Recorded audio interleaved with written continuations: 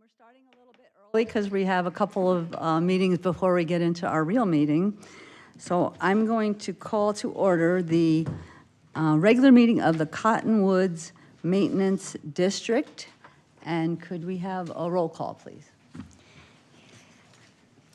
Board Chair Dickey. Here. Board Vice Chair McMahon. Here. Board Member Kasabuski. Present. Board Member Friedel. Present. Board Member Kasabuski. Present. Board Member Toth. Present. Board Member Skillicorn. Thanks very much. So we do these once a year, so I'm always rusty when we get back to it. But our first item is actually just approving the minutes from last year's meeting on June 21st, 2022. And Aaron, I always wonder, can everybody just vote on that? Is that okay? Yes. Important stuff. Okay, can I get a motion to approve the minutes? So moved. Second. We need a roll call, please. Oh, sorry.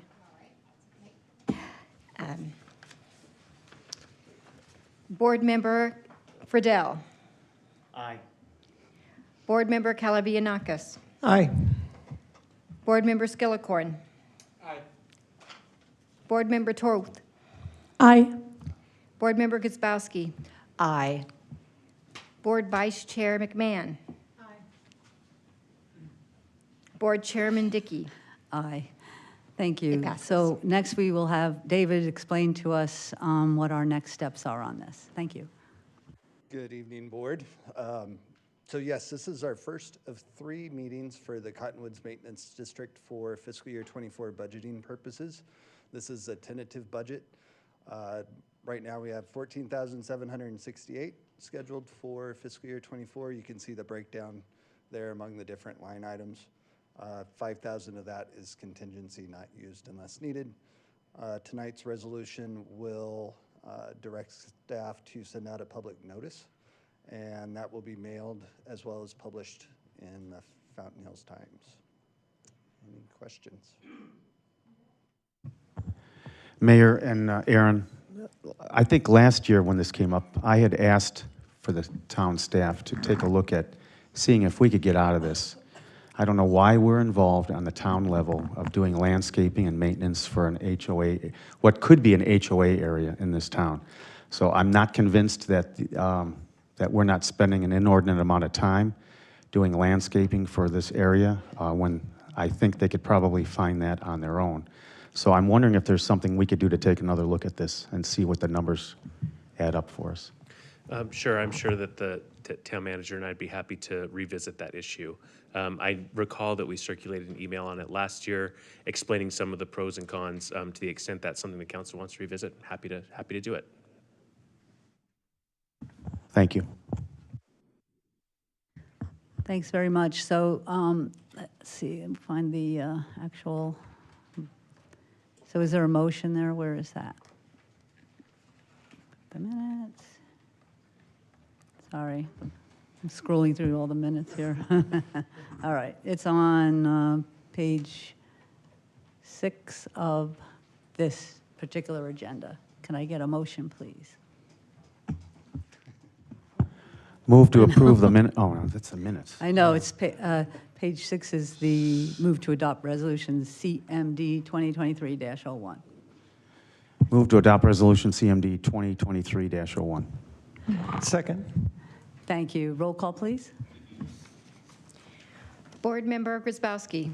Aye. Board Member Friedel. Aye. Board Member Kasabuski. Aye. Board Member Skillicorn. Aye. Board Member Toth. Aye. Board Vice Chair McMahon. Aye. Board Chairman Dickey. Aye. Passes Thank unanimously. you. So we will adjourn that one. And our next meeting is for the Eagle Mountain Community Facilities District, and I will call that one to order. And we have to do the roll call, I guess, so get going. I'm sorry, I know I have your That's scrambling over okay. there. Board Chairman Dickey. Here. Board Vice Chairman McMahon. Board Member Friedel. Present. Board Member Kasabuski. Present.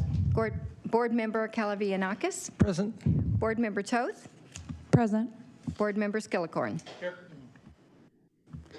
Thank you. So the first item for this is also the minutes, to approve the minutes from June 7th, 2022. Can I get a motion? Second. Roll call, please.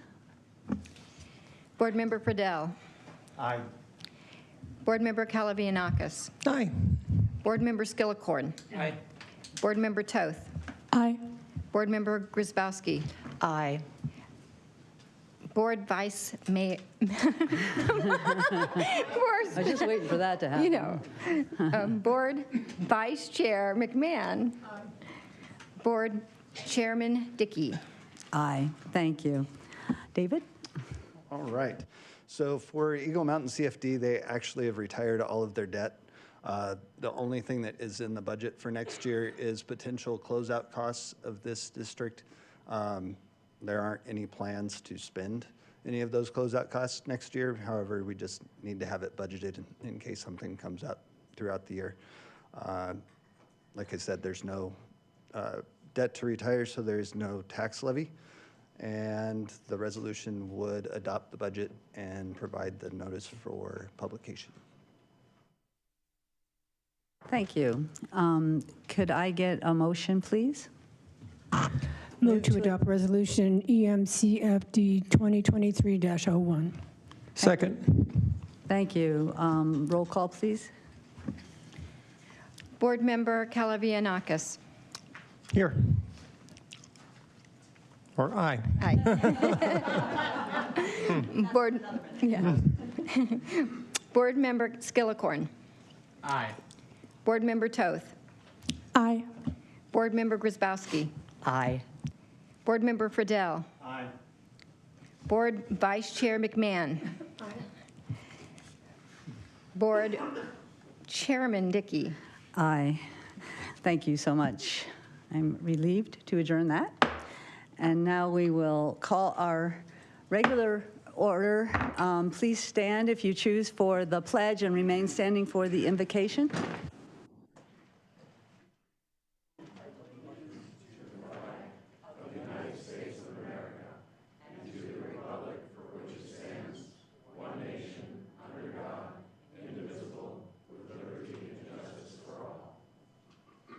Thank you. Tonight we have Vicki Dirksen, who is the president of our Fountain Hills Dark Sky Association. Hi, Vicki.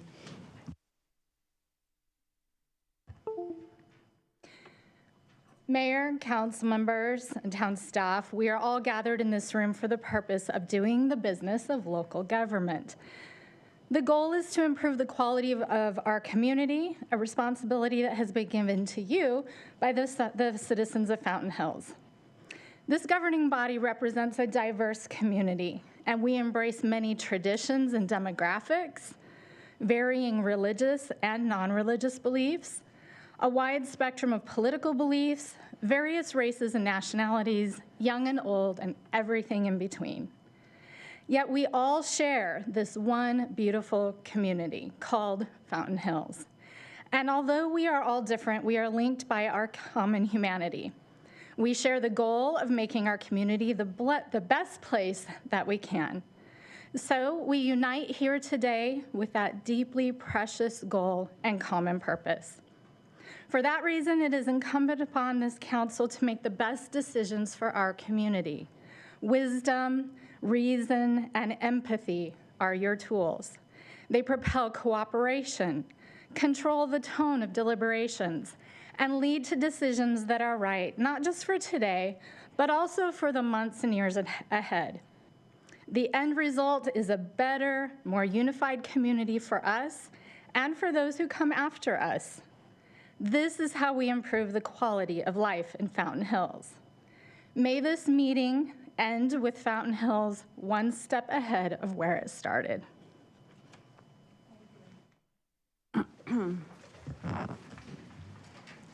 Roll call, please, again. We're all here. This time it'll be easier. Mayor Dickey. Here, I'm sorry. Vice Mayor McMahon.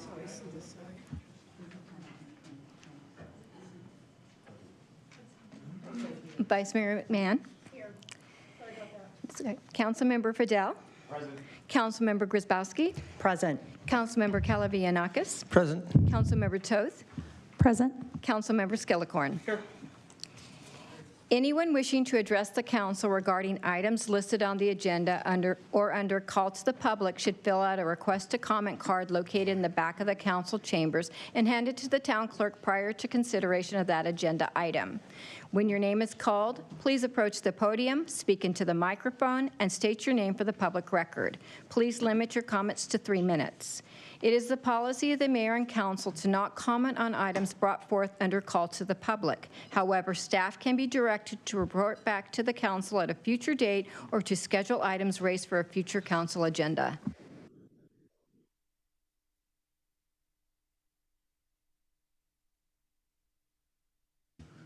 Thank you. I guess she's okay. So we start, as always, with our reports from mayor, council members, and the town manager. Town manager, Rachel, do you have anything? I do. I just have one update for our council. I know we've had a lot of public engagement recently via email, a lot of feedback about a lot of different things going on in our community.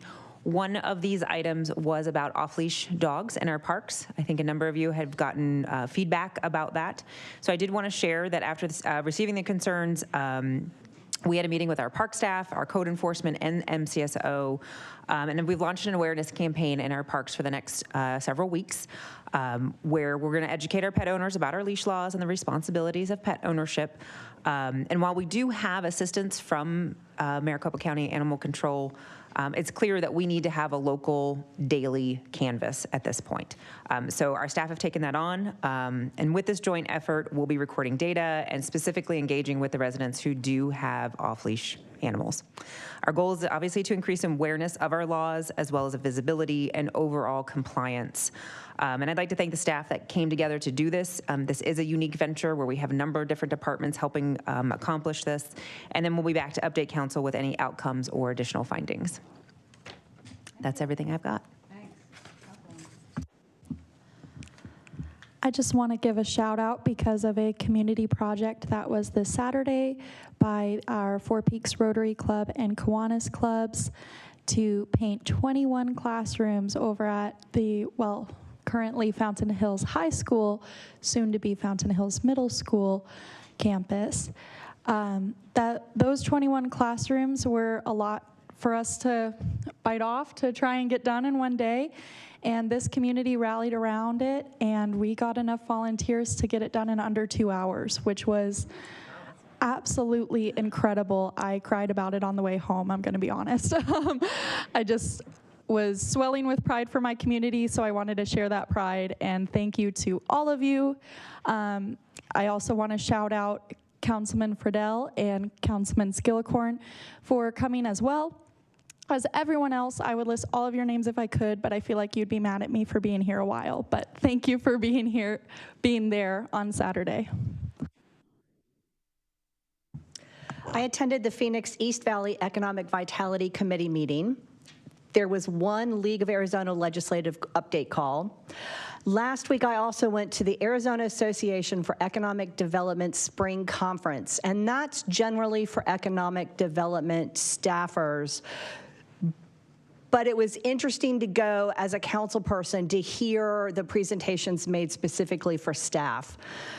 This morning, I virtually attended the affordable housing meeting, that's affordable with a capital A.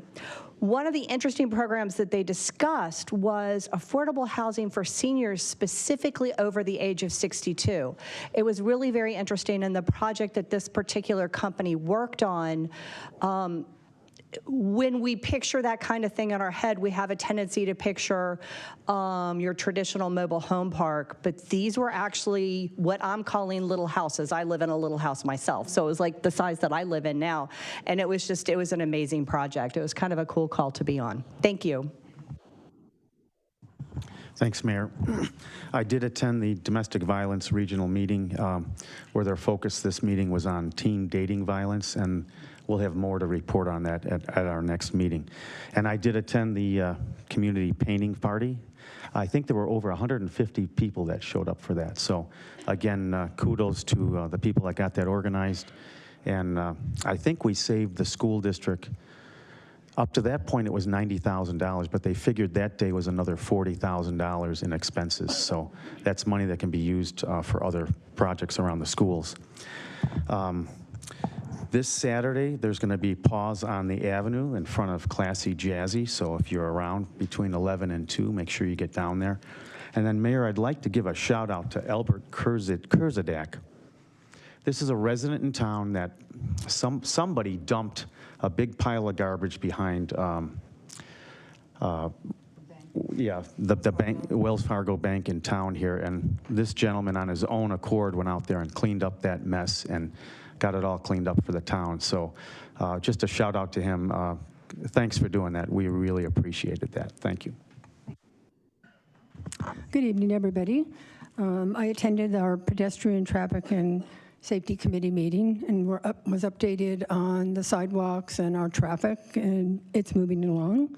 Also, I attended the mayor's prayer breakfast, and that was in Chandler, and it was on youth and mental health awareness, which was a direct correlation to our CARES forum that we had last week, which was on teen mental health and the consequences of social media overusing it. And I have to say thank you, Bo, and the committee, because that was very, very successful. There was a lot of teens in attendance and adults, and a lot of information that was given out by the sponsors and tables in the back of the room. So that was really great. I also attended the Valley Metro board meeting and work session, an update on Proposition 400 and the funding for our streets and infrastructure across our county. Also, we had the council's joint meeting, chamber meeting, and that I thought went really, really well. It was nice to sit up here, talk to everybody, and emphasize the transparency, the collaboration we have, and partnerships we have for many, many businesses, events in town. So that was great. I also attended the United Way breakfast on homelessness and partnership with the stakeholders to learn more about what they are doing to address the increase in homelessness in Phoenix. And today I also attended a MAG webinar on homelessness, and it was really interesting to learn how Houston has solved a lot of their homelessness by providing housing. And they have decreased their homelessness by more than half because they collaborate with businesses and other stakeholders in the community to work together, to have open communication and trust, to build housing and to find housing for homeless people, which has solved a lot of the problems. It was really an interesting conversation. So thank you. Thank you, Ms. Mayor. Thanks, everybody, for coming out tonight, and for all you on Cox Channel 11 and YouTube. Really appreciate it. Again, it's a great turnout. It's very inspiring. A week ago Wednesday, I went to the Pedestrian Traffic Safety Committee with the mayor and vice mayor.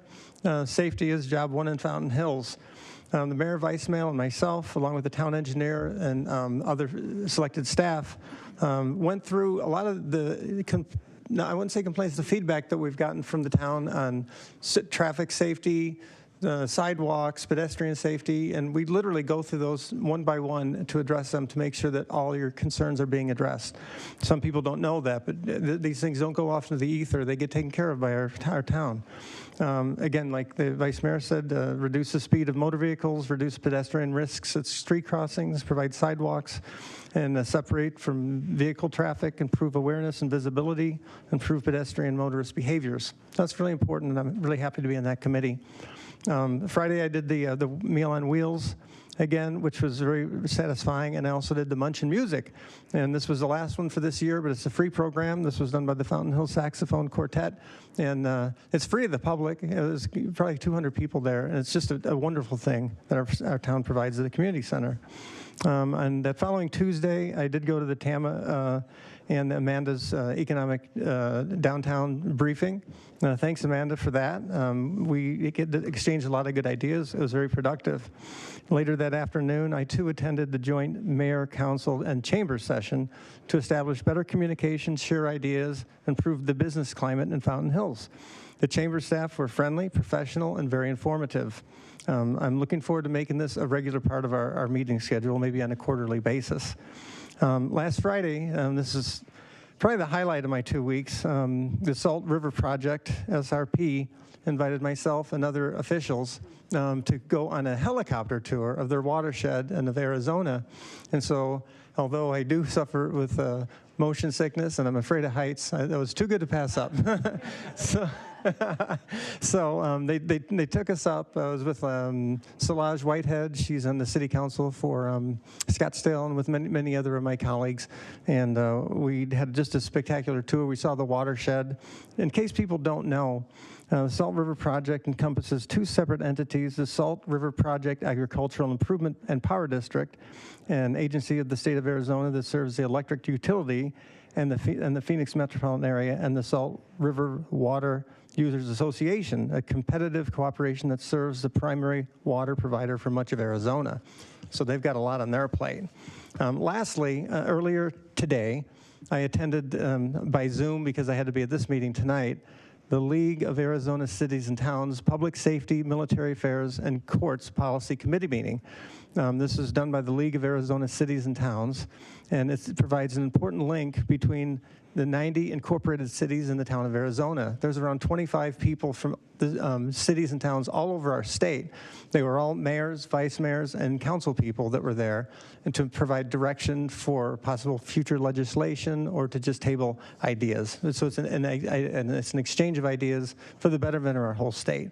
The policy committee framework was established to give city and town elected officials, the staff, the opportunity to provide direction and expertise to the league. So anyway, that's what I did today. It was very rewarding. That's been my 2 weeks, and thanks for coming again, and God bless.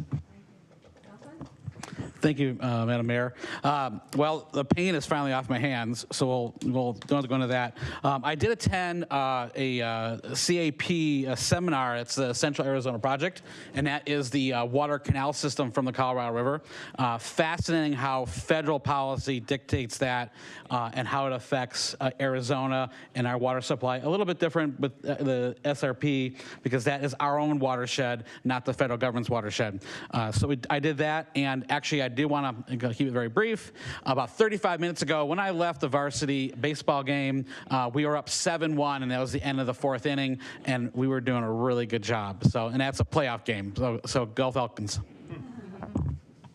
Great, thank you so much. So this is the part of the agenda now that we do the proclamations. I'm doing a proclamation. I was asked for Jewish American Heritage Month. Nobody could come to accept it, so I will read it from here, from Combat Anti-Semitism.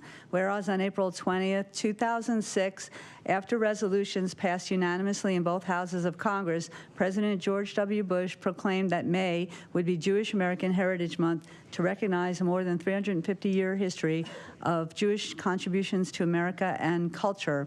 And whereas the proclamation read, quote, "The Jewish American experience is a story of faith, fortitude, and progress. It's a quintessential American experience, one that is connected to key tenets of American identity, including our nation's commitments to freedom of religion and conscience. This month, we honor Jewish Americans past and present who have inextricably woven their experience and their accomplishments into the fabric of our national identity," unquote. Whereas throughout our history, American Jews have made major contributions to society and culture in science, medicine, the arts, business, sports, technology, government, and military service. And whereas, as we celebrate the rich heritage of the Jewish American community, we recognize that American Jews have joined with all faiths to work for Tikkun Olam, which is repair of the world, remembering the lessons of the Holocaust, and to play leading roles in movements for civil rights and social justice. And whereas the Anti-Defamation League found incidents of anti-Semitism in America that is continuing. Now, therefore, I, Jenny Dickey, Mayor, do proclaim the month of May to be Jewish American Heritage Month in the town of Fountain Hills and encourage all to celebrate the history and contributions of Jewish Americans to our culture and society. And we will scan this and send this off to that organization. I went to MAG, as always, our MAG executive board. The elections are happening for the executive board, so I was asked to serve on the nominating committee of that, so we'll be doing that throughout this month. We met with some sister cities folks to discuss future projects. Did some of the things that the folks up here spoke about. Met with members of the Avenue Merchants Association with staff. Met with some neighbors who I see here about the potential rezone with the vice mayor. Last, I had a fun chance to sing again with my sister after all these years, where the theater announced their upcoming season. So that was just a fun, reminded me of the good old times. So anyway, our next item, we will have a presentation. So I understand, so this is a recognition of the Golden Rules Heroes recipient, and her name is Charlotte Kasabuski, and she lived here, but she no longer is here in town. So Dr. Albert Salosa, who is from the Interfaith movement, is going to present this. You'll say a few words, I'll come down, and I will accept it on her behalf, but I also wanted to mention that Councilwoman Kasabuski had gone last year, I think, to the Capitol, and she represented us. But the whole reason we're a Golden Rule community is because it was a project of the Mayor's Youth Council a couple of years ago. So I'll come down and ask you to say some words. Thank you. Good evening, Madam Mayor. My name is Albert Salosa. I am the Executive Director of the Arizona Interfaith Movement. 2 years ago, 20 years ago, Governor Jan Brewer proclaimed Arizona as a Golden Rule state.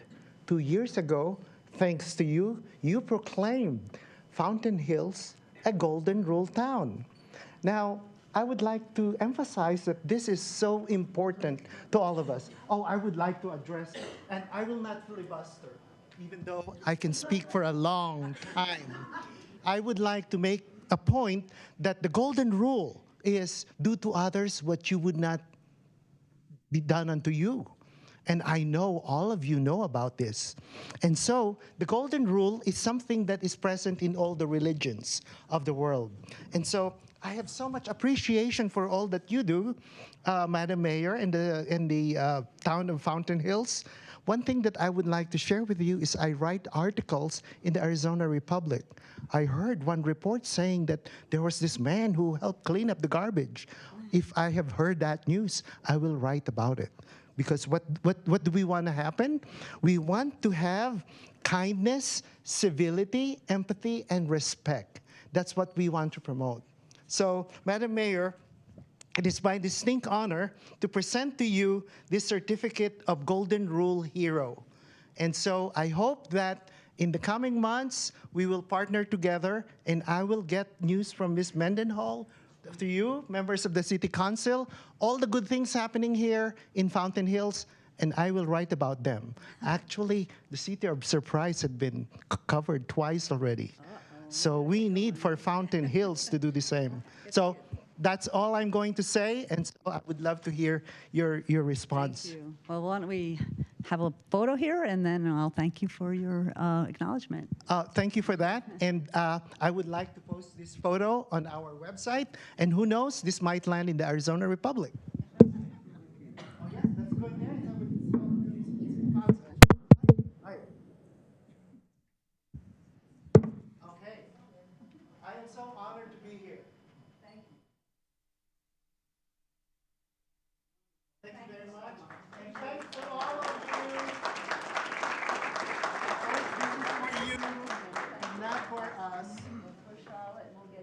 Yes. Thank you for this, too. Yeah, okay. Appreciate it. Bye-bye to everybody. I appreciate you.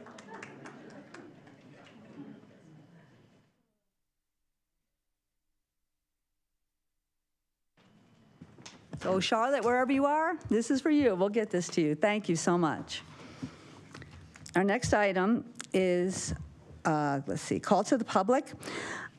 I will ask you to please speak into the microphone. I just keep hearing that people aren't hearing, so just get it right up there. We would appreciate that so much. Our first speaker cards? Yes, thank you. Our first speaker is Crystal Kavanaugh.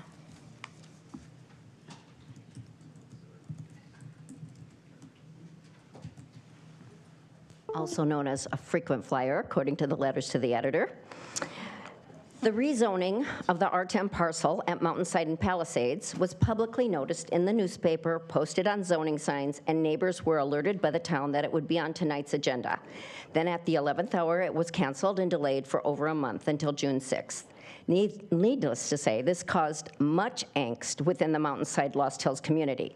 The neighbors were also upset to learn that there were private individual meetings between the developer and one or more council members, which, although allowed, had an outside appearance of impropriety, considering the item was then abruptly pulled from tonight's agenda at the developer's request. Who here made the decision to pull it from the agenda, and for what possible reason? The developer's reps had already presented on at least 2 public occasions. How could they not be ready? Or were they just not ready to be denied a rezone? And the decision to deny rezoning is the right one. Once again, this boils down to the issue of land use. We need to be able to depend on our current zoning unless there's a significant and compelling reason to rezone. That is certainly not the case for the Mountainside neighborhood. Of course, there are the usual threats that without a rezone, all 70 units will be placed on the R4 parcel, resulting in higher density, taller, smaller, 500 square foot units. However, a rezone will actually guarantee 80 high density apartments in the Lost Hills single family neighborhood. Without a rezone, there is a chance the multifamily R4 parcel can't support the stated 70 units, especially if the town officials hold firm and do not waive requirements with regards to washes, slope, or cut and fill. A smaller number of multifamily units on the R4 would be much more manageable for this neighborhood to absorb. In the past, a local realtor marketed this parcel as being appropriate for 30 units. Realtors usually maximize and not minimize potential. The neighborhood overwhelmingly does not support rezoning, which would guarantee the higher number of apartments being spread over 2 parcels. And while the project directly and negatively affects Mountainside Lost Hills, a rezone and influx of people affects all of us, since many of us travel this area daily. A rezone sets an unwanted precedent for future rezoning, which is not in the best interest of other existing neighborhoods. The issue should have remained on the agenda tonight for the council to vote yes or no, or to continue. The developer could have requested a delay here, publicly and out in the open, with comments from the community. Because of the mismanagement of this, you are being served formally with one notice from one neighbor who thinks procedures have been violated. You also have received 75 others in your inbox. The council needs to explain its actions, how those actions came to be, and immediately place this rezoning issue on the very next council agenda on May 16th. Thank you. I don't know, Aaron. No. What? If that happens again, we're going to recess and we'll be here all night. No applause, please, on any speakers. Aaron, are we able to, say anything about this supposed impropriety? Yes, at mayor and council, you can respond to criticism with respect to the item. Typically, well, I mean, would you please respond to the legality of somebody who is now a property owner in our community not wanting to perhaps go any further, or does or doesn't? I mean, it's not for us to say. Oh, I see, Mayor. Yeah, Mayor and council. I mean, I don't actually know how it came to be, but that being said, items are moved from the agenda, whether they're zoning or otherwise, regularly. So it's not outside of the realm of what's happened in the past and what I assume will happen in the future. If an applicant isn't prepared to move forward, you can't haul them here and make them present. So I don't know if that answers your question, Mayor, but that's the situation we're in. I have a question, Aaron, but should I wait till the end of the call of the public to ask it? If you want to ask it now, go for it. Okay. Is it possible for the town staff to reach out to the applicant and see if he's interested in moving this onto the next agenda? I'll defer. I don't know if Mr. Wesley's here, Director Wesley's here tonight. I'll defer to him. I don't know. I've had no conversations with the applicant. Mayor, Councilmember, we could certainly do that. When they did come to us and request the continuance, they did specifically request the June meeting. At this point, Aaron, I'd come back to a question about notice. Because we're not specifically continuing it, we're going to have to renotice it, and it's really too late to notice for the May 16th meeting at this point. So I would think that would be our legal challenge. Is that really the case, though, if it's been noticed through planning and zoning, like what, a month, 2 months ago? So it's been properly noticed. Specific meeting date has not been noticed for the May 16th meeting at this point. And so while the public obviously knows about it, to meet all the legal requirements, we are going to have to actually renotice it, whether it's the May 16th or the June 6th or June 20th, whatever meeting. At this point, to meet legal notice requirements of 15 days, we couldn't do that for the May 16th meeting. And I'll agree with Director Wesley that one way or another, whether it's a P&Z hearing or a council hearing, the specific date of the meeting has to be noticed. So that's what ARS 9, somewhere in 9.4 something requires, yeah.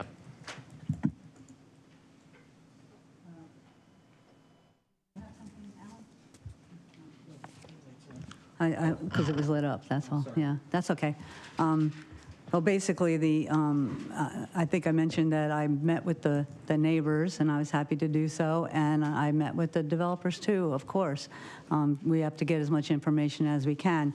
But again, we have a lot of projects that are ongoing, and then they ask for extensions or they don't come to fruition for one reason or another. So this is not unusual, and we can't treat someone differently, one property owner differently in the town than somebody else.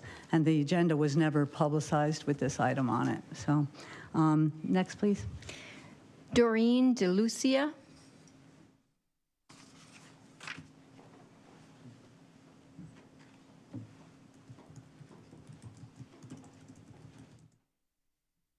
Good evening. I'm Doreen DeLucia. The meeting was at our home on Thursday evening with Ginny Dickey and Peggy. I'm here because I am upset about how it went about that the agenda was removed and how we were notified. It was the evening of the meeting on Thursday that, oh, by the way, the meeting has been postponed. The developer asked for more time. I think that the appropriate way would to have been to keep it on the agenda for this evening, and then they ask for a continuance, postponement, whatever. The neighborhood is very upset about the way things have been handled. I don't want to go back over what Crystal had said, because everything she said is, again, how we feel. But the bottom line is that the rezone, it needs to be just the focus of the rezone. That is the agenda item. It's not about so much of all of what they can and cannot do just on their property. We are only opposing the rezone of the R10 lot. I live directly across the street from there, and it does affect us, and it does affect the whole entire neighborhood and community. The number one thing is traffic, obviously. It does affect our property values to have apartments go there. But I think the bottom line on that also is that the town is here to support the residents.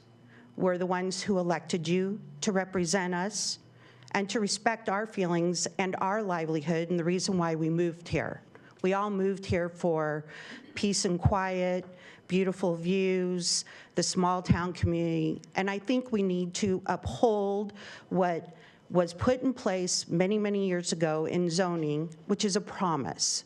a promise that that's the community that we bought into, that we knew we were going to live at. We've made choices. If I wanted to live in an area that was congested with apartments and I wanted that type of life, I would have made that choice. But that's not where I live. And I think that it would do all of you guys some good to think about how you would feel if you lived there and what you would be up against with traffic and safety for the children, for people who walk every single day. So I think the way that all of this has been handled should have been handled a different way. And I think that you need to respect the fact that this is about us, not a developer that's coming to town and he doesn't live here, he doesn't enjoy our way of life, and we should be put first, not the developer. So I appreciate you listening, and thank you. Next, we have Jerry Hughes.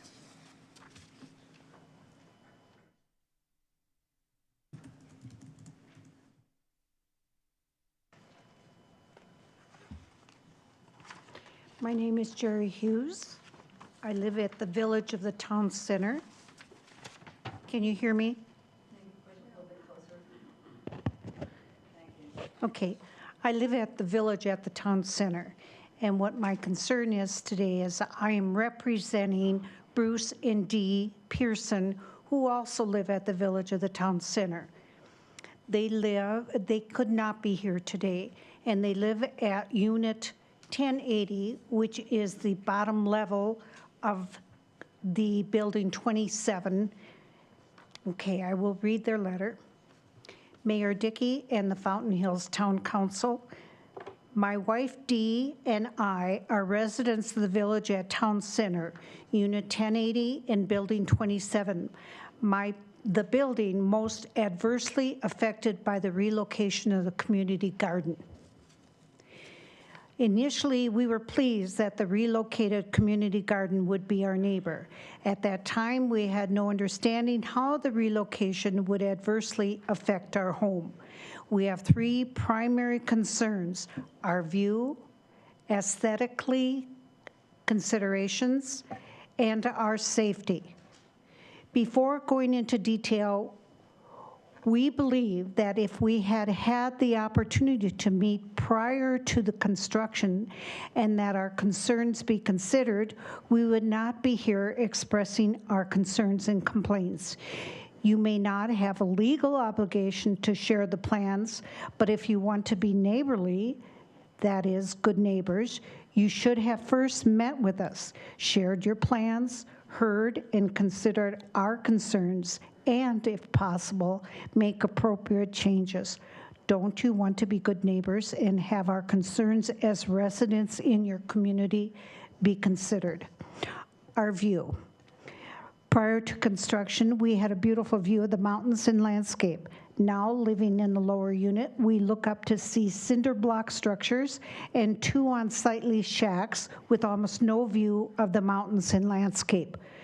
Will the fence further inhibit our view? Our upstairs neighbors look down on the structures, wheelbarrows, and other gardening equipment. How would you like for this to be your view? It would be a good start if the shacks were moved to allow us to regain some of our view. The community garden planners did not consider us. Had our concerns been considered, I am confident we would have a very different community garden plan. Aesthetic considerations. Once the shacks are moved, they, along with the cinder block structures, need to be painted an attractive color. That's it? Okay. I also lived there, although it is not adversely impacting my view. I really understand what Mr. and Mrs. Pearson's concern is. Thank you very much. Next, we have Mick Pearson.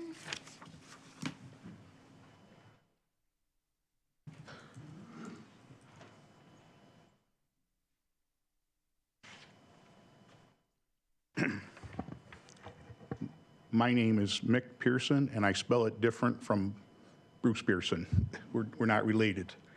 Good evening. My name is Mick Pearson, and I live at the Village at Town Center, and our second floor condo overlooks the garden, and I am looking forward to its completion.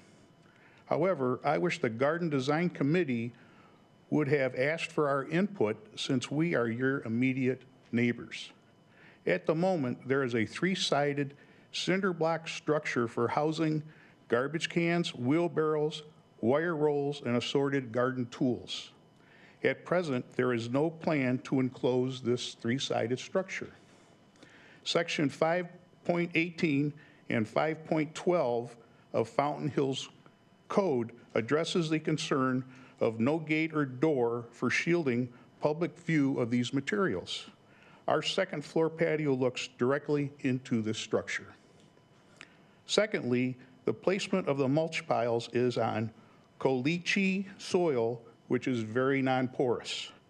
During the monsoon season this year, there was a huge puddle that gathered and did not go anywhere for 3 days.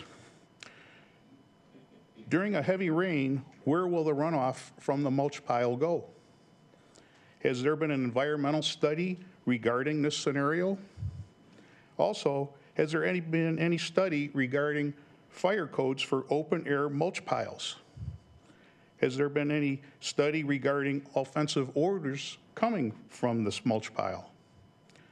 My neighbors and I wish these concerns could have been addressed prior to the beginning of the process, because we would have liked to have some input. Thank you very much.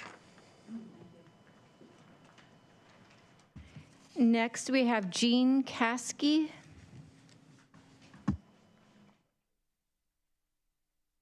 Hello, and guess where I'm from? I'm a property owner at the Village at Town Center, a complex that shares a border with the town property, which is now leased or occupied by the newly relocated community garden. I and the others represented here support having a community garden. However, visual, health, safety, and security issues have been created by the lack of communication the town has had with us, its immediate neighbors to the mentioned project. Among the concerns are fences. Why was the Village at Town Center not consulted about fencing? We share a border. Now there will be 2 fences, back to back, with 27 inches in between, and each a different color, style, and height. That is not only visually unattractive, but it does not allow any room in between the fences to maintain the fences. And currently, there are a number of invasive and unsightly weeds between the fences, which need to be removed. So who is responsible for the maintenance, and when will that be taken care of?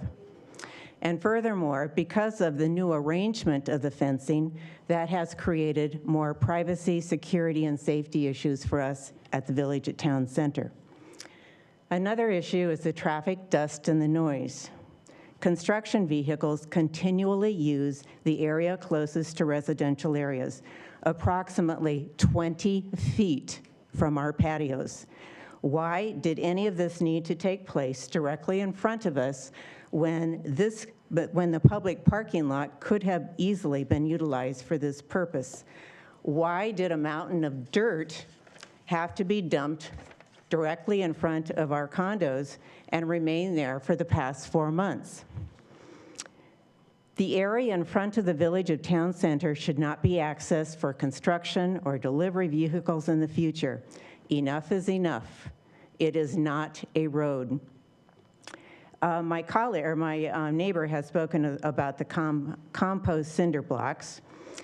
We would like them to be relocated to another area, and there must be some Maricopa County environmental and solid waste codes that need to be followed with a garden of approximately 130 beds. After all, this isn't a small plot in someone's backyard. And lastly, we feel that the town, as the landlord, should take more responsibility for the lack of communication about this project that shares the border with us. We are not After all, this is not a private residential property. It is a town property, and we too are taxpayers who share a border with the town property. Communication is key to being a good neighbor. We want to be good neighbors. We believe you do too, and it's not too late to start helping each other. Thank you. Wendy Kelleher.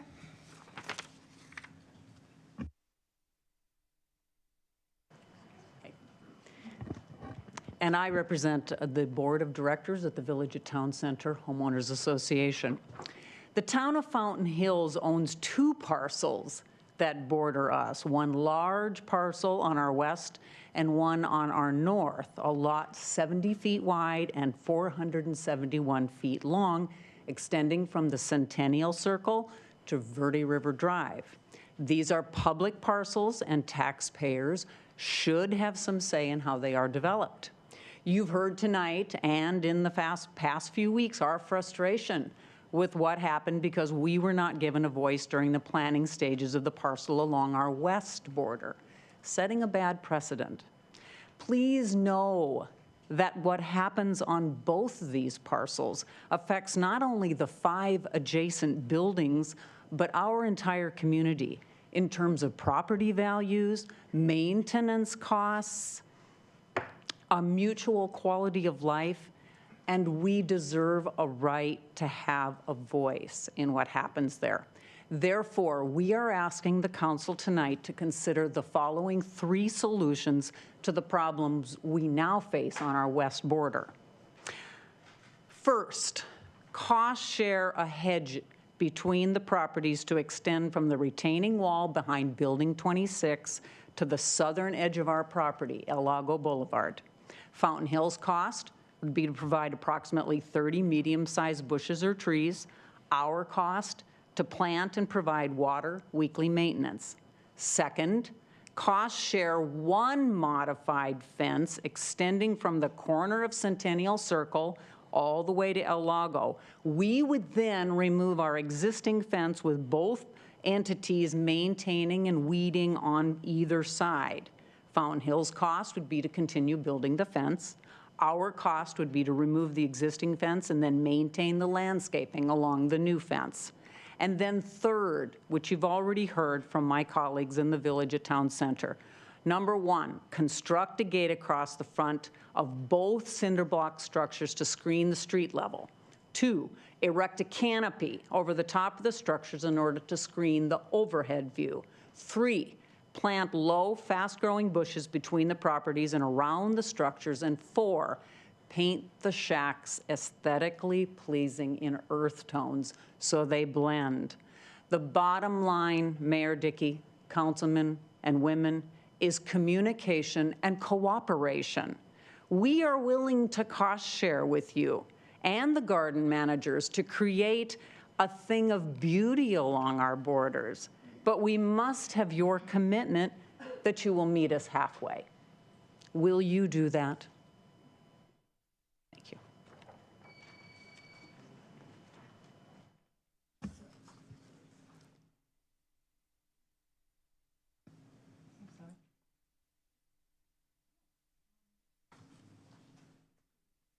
Yeah, I know we had that thing about waiting till the end, but can we just do this? Thanks.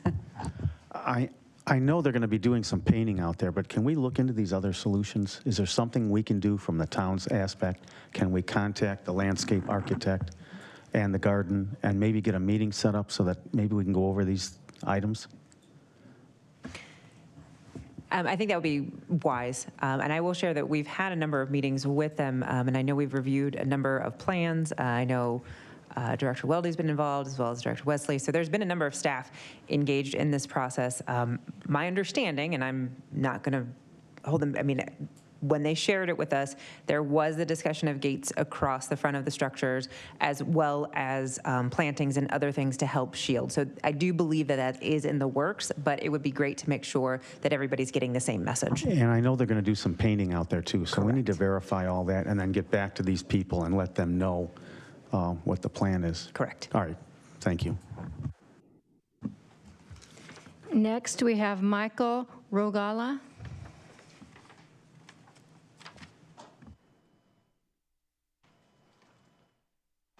Good evening. My name is Michael Rogala, R-O-G-A-L-A. I'm here just to make some comments about the homeless.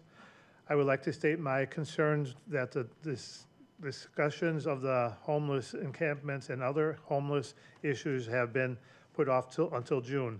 This not only delays meaningful discussions, but has harmful effects on those who are so disadvantaged due to the rising temperatures and the potential heat-related illnesses. There is an easy solution for this problem. Community Bridges Incorporated is a statewide organization dedicated to the homeless. Those with addictions and behavioral problems. They have been in Arizona for 42 years and have a comprehensive plan for patients who fall into any of these categories. The plan includes crisis centers, inpatient detox, inpatient psych assessments for seriously mental ill status so they can be given a case manager and housing, medical and psychiatric care. They have residence rehabs and even have a residential facility for battered women. There is one nearby in Mesa. All we have to do is provide the person in question with a ride for this assistance. If the person refuses these services, then it should be up to the hands of the police as to proceed with this. But the system is in place and it works. We don't need to reinvent the wheel and attempt to provide services here. If anyone has questions, my wife is a physician who works at these facilities and could not attend tonight and can be contacted if anyone has any questions or anything that concerns that. She would be glad to help. Thank you. And next we have Kimberly Bartman.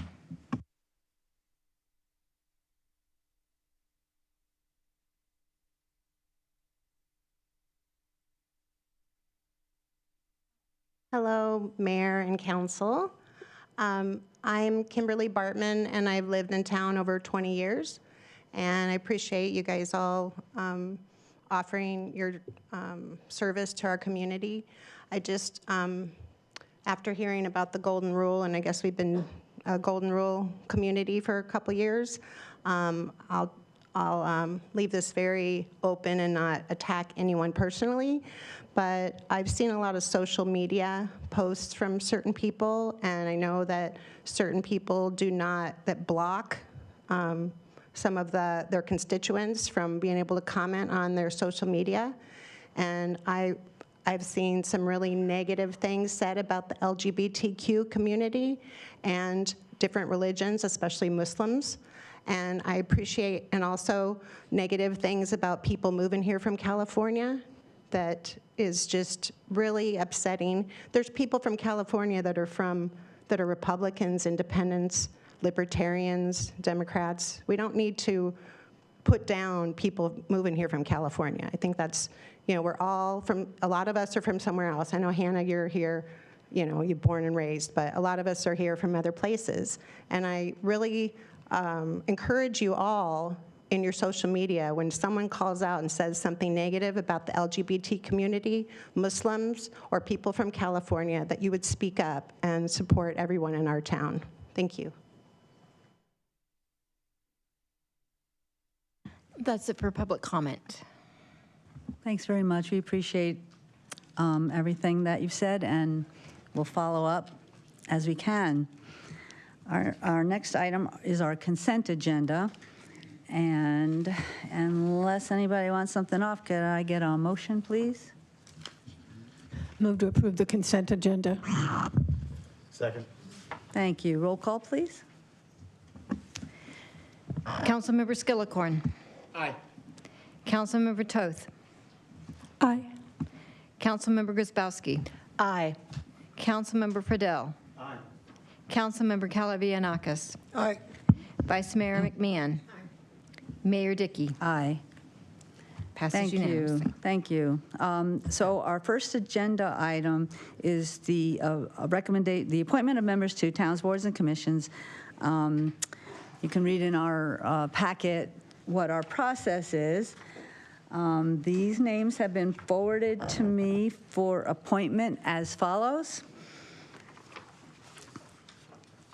First, we have P&Z. We have 2 commissioners, Patrick DePa and Scott Schlossberg have been reappointed for a full term. For SPAC, which is Strategic Plan Advisory Commission, 2 commissioners, Jeff Yazetta and Cynthia Magazine, have been reappointed for full terms. For the Community Services Advisory Commission, Rory Wilson and Craig Rudolphi. And last, we had a vacancy on SPAC, and that is being filled by Phil Sveum. So these were the names that were forwarded to me and appointed as recommended. Could I get a motion, please? A motion to approve the committee appointments. Thank you. You're Second, welcome. please. Second. Thank you. Roll call.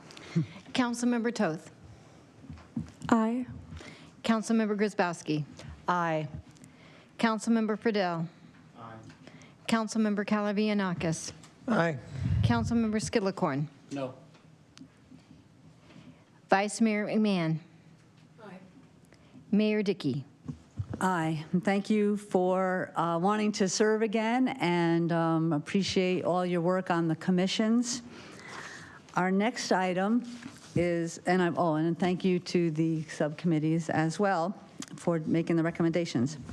Our next item is about abandoning a easement on Leo. Good evening, Mayor and Council. Nice to be here. I'm Dave Janover, your town engineer.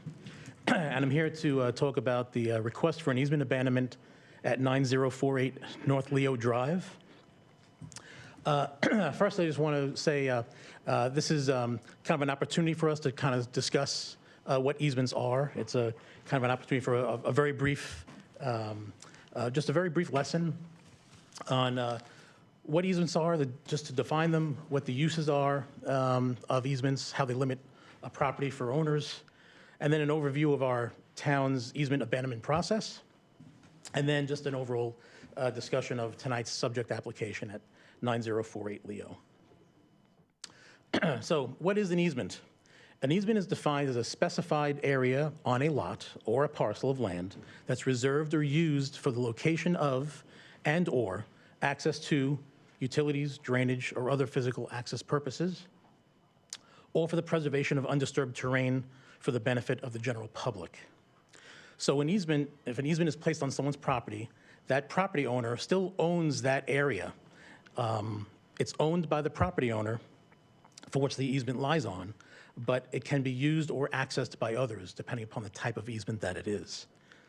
So what are the types of easements? Well, we see drainage easements, public utility easements, and the one that we're talking about tonight is a combined drainage and public utility easement. We see non-vehicular access easements, hillside protection easements, scenic easements, private easements, which don't involve an entity like a government entity or a public utility, but it's between 2 or more private parties, such as a shared driveway that straddles a common property line between 2 properties. So resident A has to go over resident B's property to get to their own property. So it's just, that's just what easements are. So Fountain Hills was master planned with a plethora of public utility and drainage easements, known as PUEs/DEs. And these, we see a lot of these on our filed maps that were done pre-incorporation, before Fountain Hills was incorporated in 1989. And the filed maps show the locations and the dimensions of the easements. They're actually on the filed maps, and these maps are filed with the county, and these are officially designated easements. So you can see on the area to the right over here, this is actually the subject parcel right here, which is labeled number 14. That's 9048 Leo. And you can see it has an easement on the west side and the south side. But this particular map also has easements elsewhere lying between numerous properties. It's kind of uncommon to to just place easements as a matter of course without really planning where you're going to need them. These were kind of done kind of overkill. I guess the thought was pre-incorporation that we were going to have lots of public utilities and things like that running behind lots, between lots. But that's not really the case. There are a few locations in the town where we do have some utilities behind lots, but for the most part, they're within our right-of-way, and the sanitary district has sewer pipes actually in our washes. So it's kind of uncommon to see this like kind of everywhere. So the existence of a public utility and a drainage easement, like when we were talking about tonight, on the property can limit the use of that portion of the property by the property owner. The property owner is typically not allowed to construct a permanent improvement within a PUE-DE, a public utility easement, drainage easement, and think like retaining walls, swimming pools, patios, things like that, fences, walls, retaining walls, et cetera. So the utility companies, they reserve the right to enter into the property at any time, if they have an easement on it, to either install infrastructure as needed or to enter the property to access or maintain existing infrastructure, which are electric lines, communication lines, things like that. If the owner constructs a pool or a fence within a public utility easement, the utility company can enter the property and remove a portion of or remove the entire improvement as the public utility needs to do.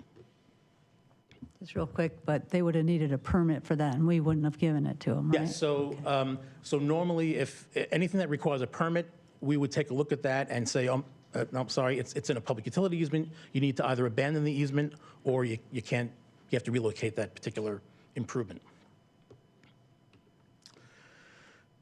So we do have an easement abandonment process in place here in the town. So most type of abandonments, not all of them, but most types require a resolution and a council action. The type that does not is a hillside protection easement. That could be done administratively, but a drainage easement and public utility easement needs to go through the resolution process and council action.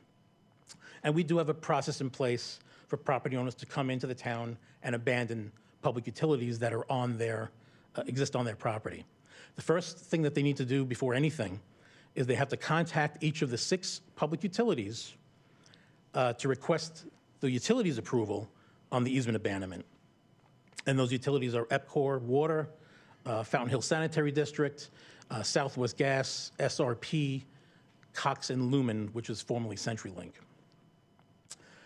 So every utility company has to approve the easement abandonment. And each utility will then send a letter of approval or denial to the owner. If a utility says, oh, you know what, we have a plan in the next 5 years to put some utilities down this area, we do not agree to abandon it, at that point, the whole thing is moot. We pretty much will deny the abandonment completely based on that. So every utility has to say yes. The owner or the applicant then submits an online application to the town through our TOPS online permitting system for the easement abandonment. And that application is going to include a map or exhibit, some kind of letter as to why they want to do the easement abandonment, the utility approval letters, and the easement abandonment application fee of $730. So staff will review that submittal, make sure it's complete. We'll ensure that all the utility companies approve the abandonment, and we'll also conduct our own drainage and topography review just to ensure that historic drainage patterns are still being met, because we do rely on lot-to-lot drainage for stormwater, and we just need to make sure that that's still being met. And then, once we figure out that, yes, this is all good, all the utilities are on board, the town has no issue, town staff then creates some additional exhibits, and we draft a resolution for the abandonment of the easement. And that's typically what you will see in your consent agenda, because you see a lot of these, they pass through in your consent agendas, but this one has some public interest in it, so that's why this was pulled off, and that's what we're talking about it tonight. So then town staff sends out letters to all of the owners of the properties that are adjacent to the property that's requesting the easement abandonment, just to advise those neighbors of the request for the abandonment and the council date as to when it's going to be heard so they can come out. Council then renders a decision at the meeting on the resolution for the easement abandonment. And if the resolution is approved, the mayor, town manager, the town attorney, and the town clerk sign that resolution, and then staff takes that the signed resolution and the exhibit, and we record that with the county. So that's pretty much the easement abandonment process.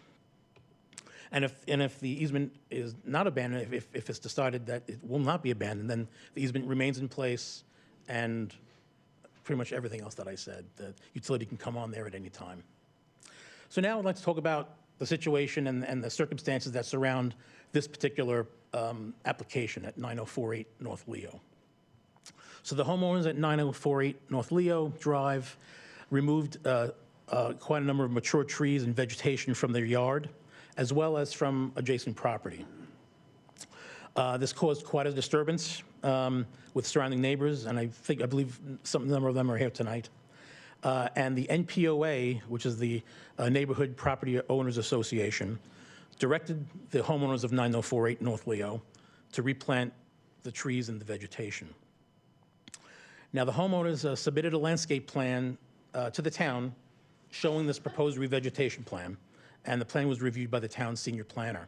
Now, this was kind of a one-off. This is not something that we normally see, because the town doesn't really, we don't have jurisdiction over a homeowner's decision to remove plants or trees or vegetation on their own property. We do have jurisdiction when that vegetation affects the right-of-way. So if someone has a tree that's on their property and it's leaning over and causing an obstruction, leading into either into the sidewalk area, or if it's causing an obstruction of site visibility at an intersection, then we have the right, the town has the right to go and request and direct that owner to either cut back the tree, trim the tree back, or remove the vegetation to remove that obstruction. But if this is trees that are on the rear of somebody's property, the town normally does not even get involved with that. However, the NPOA does have the jurisdiction regarding vegetation on private property, on certain properties, this being one of them. And the town therefore performed a courtesy review of the landscape plan because of the NPOA's involvement. Now, the town normally doesn't have any issues with homeowners planting trees or vegetation within an existing public utility easement area, because it's not the same as installing a wall or a pool. Right? The planting of trees doesn't require a permit from the town. So as someone can, if they have a public utility easement on their property, they can plant vegetation. There's no issue with that. Obviously, if the utility company needs to come in for some reason, they'll just clear out the trees. They have no issue with that. But if there's a pool there or something like that that was unpermitted, that's a different story. So the homeowners requested the easement be abandoned now to avert the possibility of a future utility placement and to really just to protect their investment in the landscaping that they put in. So that at some point later on, if right now all the utilities are fine with abandoning it, they want to abandon it so that it averts any future possibility of utilities maybe going in and now them losing the value that they put in with the trees. This is an aerial view showing 9048 Leo with the two abandonments that are, two easements that are requested to be abandoned, one on the west side, which is 10 foot wide, and this other one on the south side, which is 10 foot wide. So that was my brief overview of this application. I'm here to answer questions, and I believe that there are some folks that may want to talk on this one, and so I will. Thank you. Thank you. Unless you have questions for David, I'll have speakers come up. Yes, sir. Madam Mayor. Turn your mic on. Mic should be on. Madam Mayor. Engineer, can you leave that up, please? Yes, absolutely. Thank you. Speaker cards, please. Lisa Romero.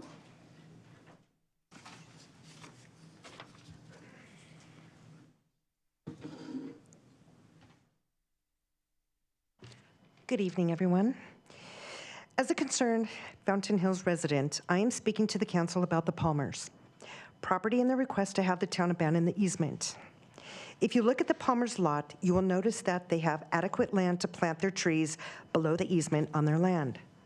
One would think the reason they would not want to do this is because they have a plan to do something else on that piece of their lot, where they would have to plant their trees if they did not use this easement for planting. Why should the other affected properties who've been there longer than them give up their right to have this easement in place to suit the Palmers? Perhaps the Palmers don't want to plant on their property versus the easement, because the water from all the needed irrigation will come down the hill to their property, or to their home, versus planting in the easement will direct the water to the surrounding lots by the mere force of gravity. Food for thought. Now, these affected property owners would not be allowed to encroach on the Palmers lot because they have a project, and so allowing for the town to vacate this easement is allowing the Palmers to encroach closer to the affected landowners. One really needs to question why planting in this easement is so vital to the Palmers. There seems to be more to this picture than what is being told to the town. Why is the town putting the Palmers' need first over 3 property owners that have been there longer that do not want this? Doesn't majority rule? Prior to the Palmers beginning their landscaping project, the lot was well landscaped and was a nice addition to the neighborhood. This lot no longer fits in with the surrounding properties and clearly is an eyesore. I would suggest you take a ride by and look at the property, particularly the property lines. I am confident that you will see what everyone else sees and do what's best to protect the other landowners. Because if you actually drove by there, I would actually have each and every one of you put yourself in the shoes of the neighbors surrounding this piece of property. Thank you very much. Next, we have Kimberly Butcher.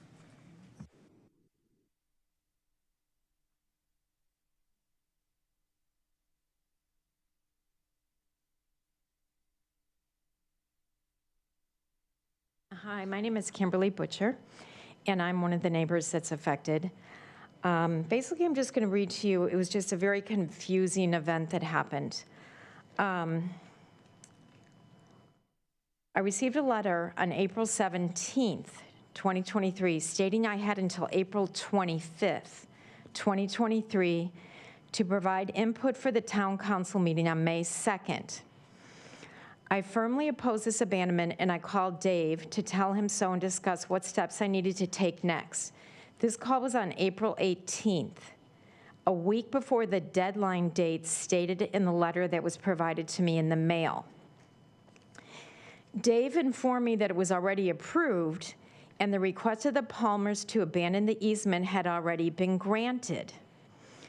The Palmers planted large trees all within the easement the weekend of April 8th, 2023.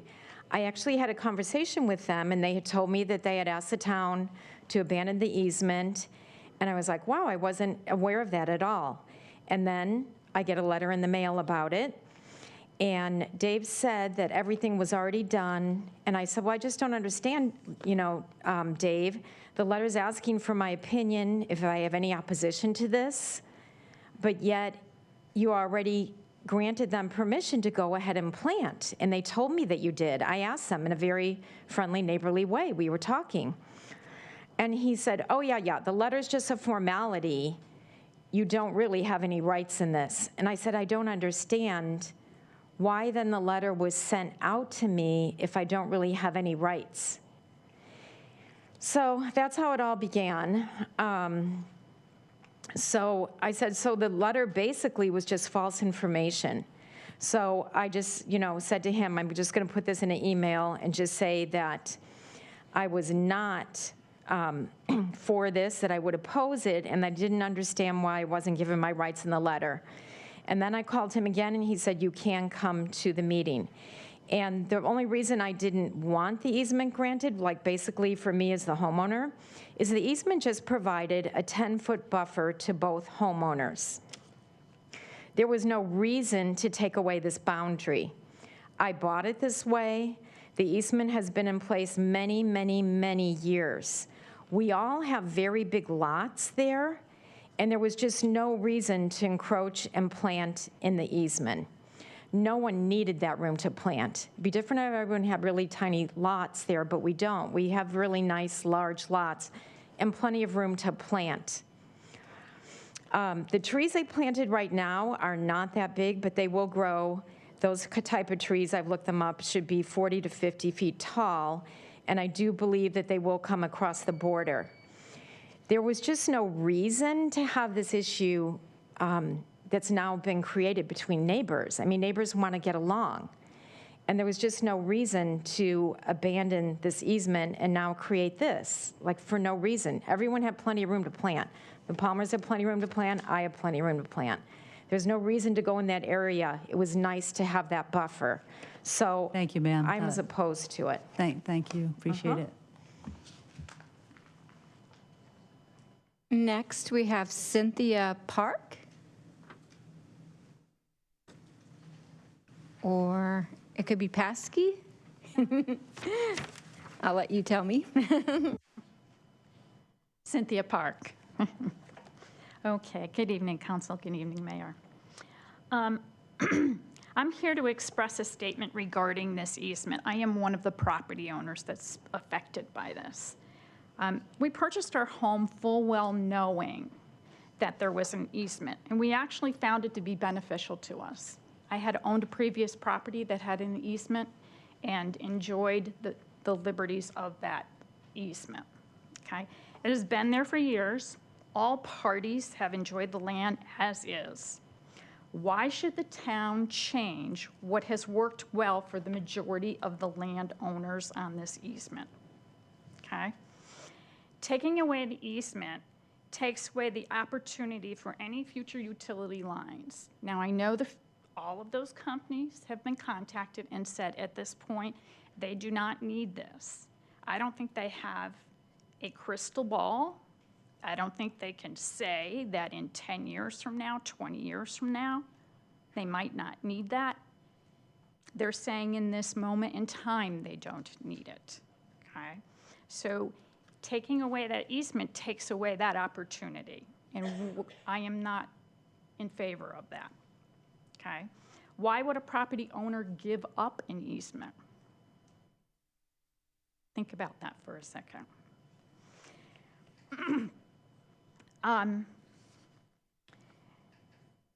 The Palmers fully knew when they purchased their property that they had an easement there.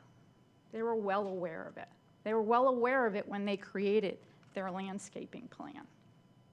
They should have created their plan without affecting that easement. They had the opportunity to do so, okay? As stated earlier, the Palmers have plenty of land to plant their trees, and there is no real reason to plant in the easement, okay? Or to ask for the easement to be taken away. One must really question what is the real reason for requesting the town to abandon this easement. There's something more to this picture, as usually is the case with the Palmers. I request that all of the affected property owners be given additional time to review this situation and determine, because we were notified very late after the butchers were. And it is my understanding that there's another property owner that never was notified. So the process has not been, the process outlined on the screens tonight has not been followed. I am requesting that we have additional time to evaluate the true, real effects of this on our property. I request that the board consider the majority of the affected property owners that do not want this, okay? Thank you, ma'am. I invite all of you to drive by and take a look at the property. Thank you very much. Thank you. And the last two are in your packet, and they're, so we have a letter from Cynthia Park and Fred Eccles, and they are not in favor of it. And then we have another email from Karen and Hans Peter Flager, and they are against the abandonment as well. Thank you, Linda. Questions or comments from council, please? Hannah, Councilwoman? Thank you. David, if you wouldn't mind coming back up. So the Palmers, did they submit a application, pay their fee? That process you just walked me through, all of those things. So I notice in our packet, we don't have their letter or their compelling reason, or, I mean, I cannot tell that they've applied for anything. Mayor and Councilmember Toth, it's in the staff report. As far as the reason I had reached out to the gentleman, and actually I didn't see a reason on his application, so I reached out and found out that it was for the plantings. So I did put that in. That should be in the staff report. Okay, so we don't have a copy of their letter. They didn't send one at all. It's actually part of the. There are utility letters, and it's all done electronically, and we actually have it on our system network. But it's not usually part of the council packet. We don't include all of that in the council packet. Like Okay, the letters and the utilities. Understood. That being considered, I don't know all the details behind this issue, and I don't think it's the council's duty to get involved with a neighborly dispute. I'm not for touching this. Thank you. I just wanted to speak to one item that one of the speakers brought up about someone not being notified, one of the residents. We actually reached out to every resident. I believe that there are 4, and we use the mailing addresses as listed in the county assessors list, and I believe it was the last folks that Madam Clerk had mentioned, the PF Flagers. We had actually mailed it to them at their Washington address, Bainbridge Island, Washington. That was actually their listed location. That's why they didn't receive it, because they live here now full-time, I guess. So we did actually do our due diligence, and they did find out about it, which is the whole reason why we actually have the letter process to make everybody aware. And so they were made aware, even if it wasn't by the letter, but by others.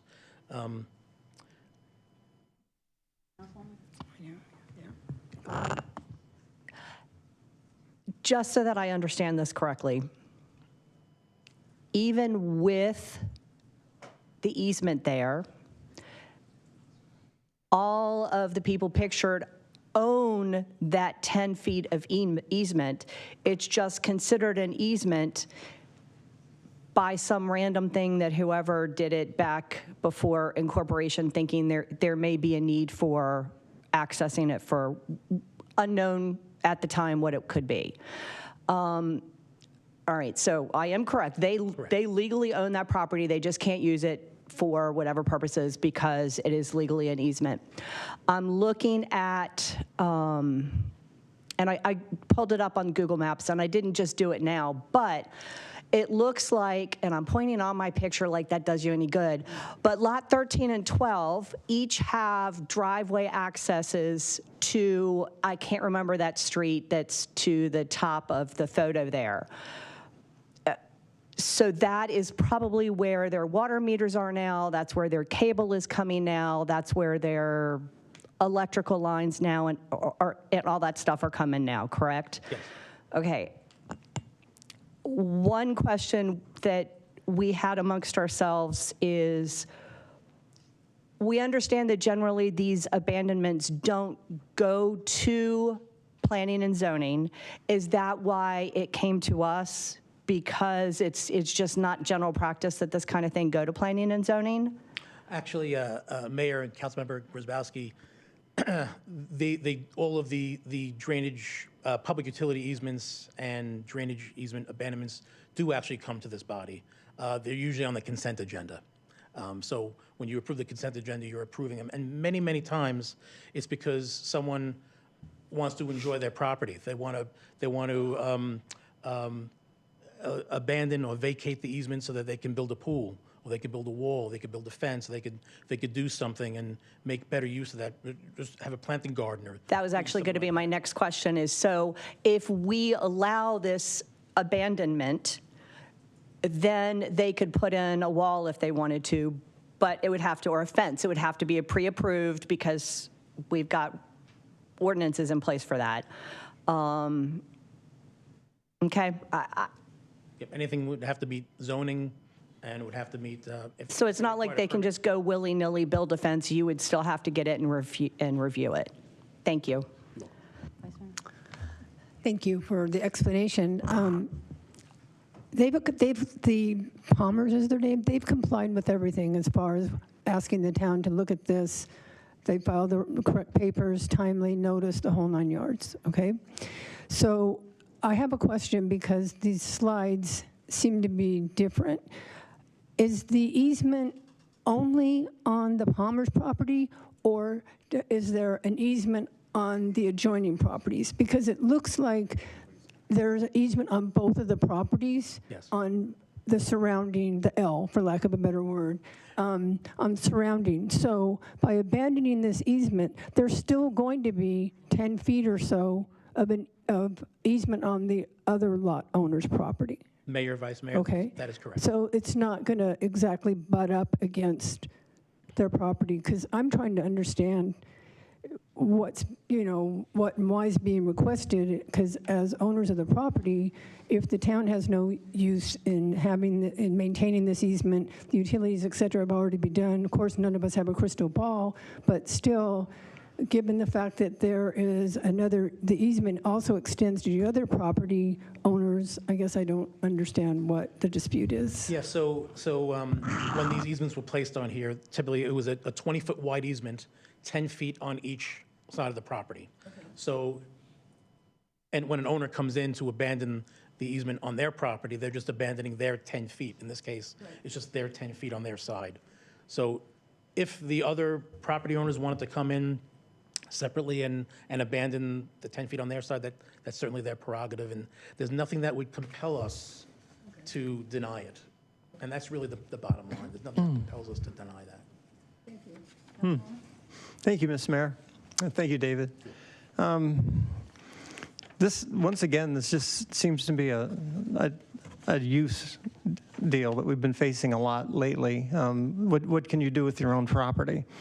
When I moved to Fountain Hills, I told them I didn't want a HOA or a MPOA because that was a restriction on my property. If I could have told them at the time I don't want any rights of ways or easements, that would have even been better because then my property would be unencumbered by anything, okay, which I think would be preferable. Tonight we're going to take on the 5G project, and this just reminds me of that. Since there's a right-of-way, that gives the state the right to encumber the property with telecommunications devices next to your mailbox. And so I think that's a bad idea. Easements and right-of-ways are designed for the public good, so we can run utilities and other public services through people's properties that they bought, they paid for, and they have a title to, a deed to. And so you've got the general deed, the general good, but once it becomes an easement that has been abandoned and that has been talked to by all the 6 entities that held the easement, they say we no longer have it. Well, then it's an encumbrance for no reason. And that bothers me because what's stated tonight as well, the easement was providing a buffer for our property. Well, the easement wasn't designed for a buffer. It was designed to run utility lines. That was the designation. It wasn't designed to separate the properties. And so I don't buy the buffer argument. They also said that it would give them the opportunity to invade their neighbors' properties with landscaping projects. Well, I don't see how landscaping your property is invading the other neighbor's property. Maybe they don't like what the landscaping is there, but you know, if they do landscaping in compliance with town codes and with MPOA codes, I don't see any problem with that either. It seems generally a good thing to do whatever you want with your property. If there was an easement where they wanted to build a swimming pool, you know, they might say, well, I don't want a swimming pool over there because I don't like water. You know, so it seems to me that, you know, I think that this should be abandoned and just go back to the use of the property owner. That would be my opinion. Yeah, certainly, and you were right, the benefit to the property owner was that it would uncloud the title by removing that easement. Mayor, I'm ready to make a motion. Move to adopt Resolution 2023-13. Second. Roll call, please. Councilmember Kasabuski. Aye. Councilmember Friedel. Aye. Councilmember Calavianakis. Aye. Councilmember Skillicorn. No. Councilmember Toth. No. Vice Mayor McMahon. Aye. Mayor Dickey. Aye. It passes 5-2. Thank you. Thanks very much. Okay, our next item is approval of a resolution regarding a moratorium on 5G services. Who's going to kick it off? Aaron? I'm happy to, Mayor. Thank you. Mayor and Council, thank you for the opportunity to speak on this item tonight. As you're aware from the staff report, the Council directed staff to prepare an agenda item to temporarily prohibit 5G-enabled small cell infrastructure within the town limits of the town of Fountain Hills. Staff did so, and 2 resolutions, as well as a possible just oral motion absent any resolution, have been provided for the Council's consideration. As stated in the staff report, the Council's reminded of the federal rulings, both from the FCC and that's been enshrined in statute, that do not permit moratoria, whether express or de facto, and that moratoria do not pause shot clocks for approval of small wireless facilities. But with that, this is brought forward at the Council's direction, and I'll return it to the Mayor and Council for discussion. Thank you. We'll go with the speaker cards first, please. Okay. First, we have Matthew Corrigan.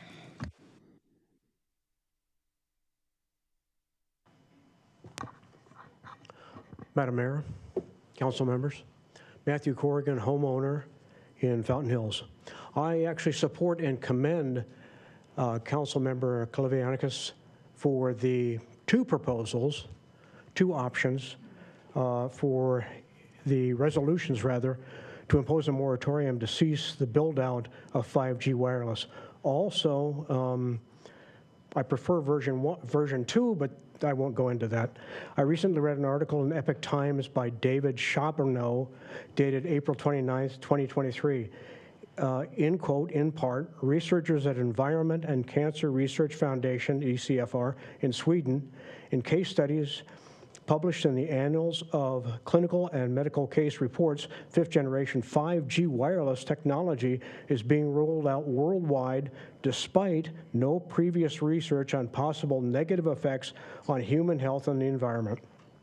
As a result, exposure to a pulse-modulated microwave radiation has increased dramatically on a worldwide basis. Microwave radiation are frequencies that in a range of 300 megahertz to 300 gigahertz within the radio frequency RF spectrum. In city environments, frequencies used for 5G are currently in a rate of 3.5 gigahertz band. Studies on the possible health effects from exposure to 5G frequencies were all but non-existent until recently. In a published report in October 2022, animals were exposed to the 5G frequency of 3.5 gigahertz for 2 hours a day, 5 days a week, for 1 month. The exposure caused oxidative stress and increase of degenerated neurons in the hippocampus region of the brain. In addition to decreased irisin levels, a hormone positively correlated with weight loss and healthy cognitive function. The researchers point out that 5G emits a highly repetitive pulses of microwave radiation, with radiation spikes that are exponentially greater than those of previous generations, including 4G. International investigations of exposed workers, including American military personnel, showed that microwave exposure at non-thermal levels caused symptoms such as fatigue, drowsiness, dizziness, headache, sleep disorders, anxiety, and problems with attention and memory. There are significant problems with how health effects from RF radiation are weighed, according to James Lynn, a professor emeritus at the Department of Electrical and Computer Engineering, University of Illinois, Chicago. In 2019, 258 EMF scientists from 58 countries appealed to the United Nations to impose a moratorium on the rollout of 5G until health effects could be properly assessed. We would be wise to do the same and consider this moratorium tonight. Next, we have Dr. Brian Cutler.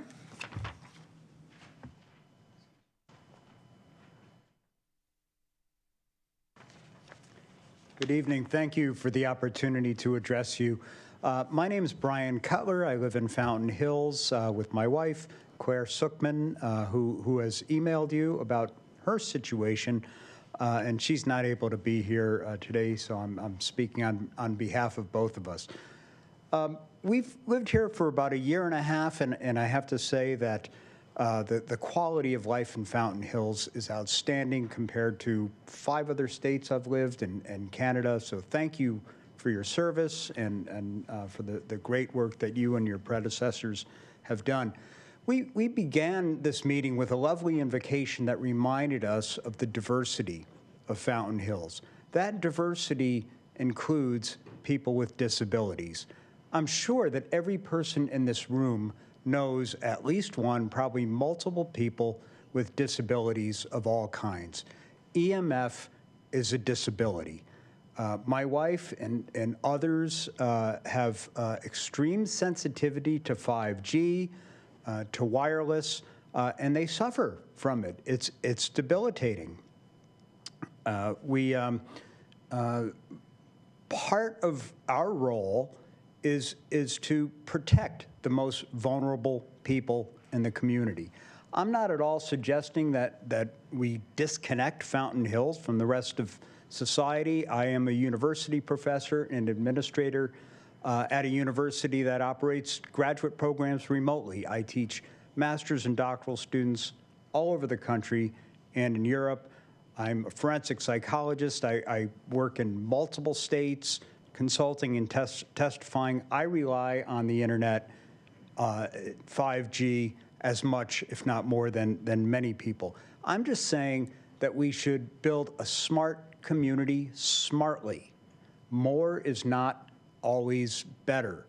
What do we want our legacy to be? Is it that we raised people's connectivity from 4.5 to 5 bars, or that we took steps to protect the most vulnerable members of our community, many of whom are negatively affected by 5G and wireless. Many people are suffering and don't know why they're suffering, and it may well be because of 5G and wireless. So I obviously support the moratorium, and I urge you to also, and I thank you for listening. Next, we have Ted Blank.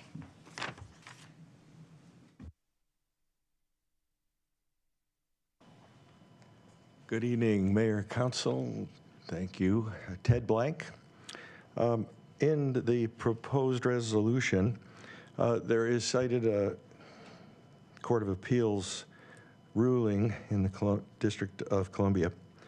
And I wanted to point out that in the resolution, there were 2 statements, one of which refers to the risk of cancer, and the other one refers to the Federal Communications Commission not conducting long-term safety testing. I've always urged the council to follow the science wherever it goes. And and I'm not a scientist, but I'm a person who thinks scientifically as much as I can.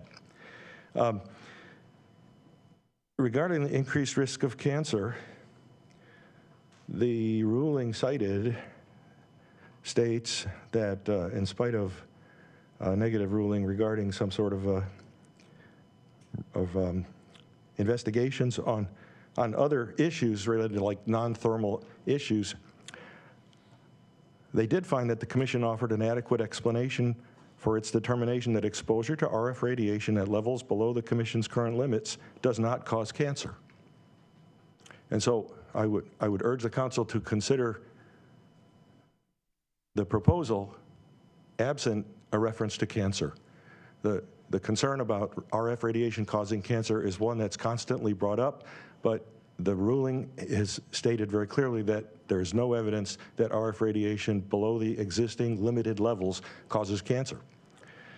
The other item on here is that the FCC has not conducted any long-term safety testing, but the FCC does rely upon long-term safety testing from the FDA, the Food and Drug Administration. They're responsible for doing that testing. So it says in the same ruling, the FDA is responsible for the collection and analysis of scientific information that may relate to the safety of cell phones and other electronic products. As we have stated publicly, the available scientific evidence to date does not support adverse health effects in humans due to the exposures at or under the current limits, and the FDA remains committed to protecting public health and continues its review of the many sources of scientific literature on the topic. So my comment is simply to ask the council to consider the resolutions as submitted, but to be careful that they remain internally consistent. There are references in the documents referred to in this resolution that don't support paragraphs 5 and 6 of the resolution. So thank you for following the science in whatever your decision is.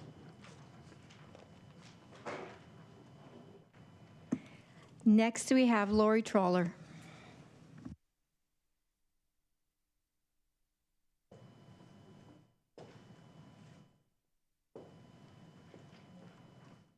Hello, all.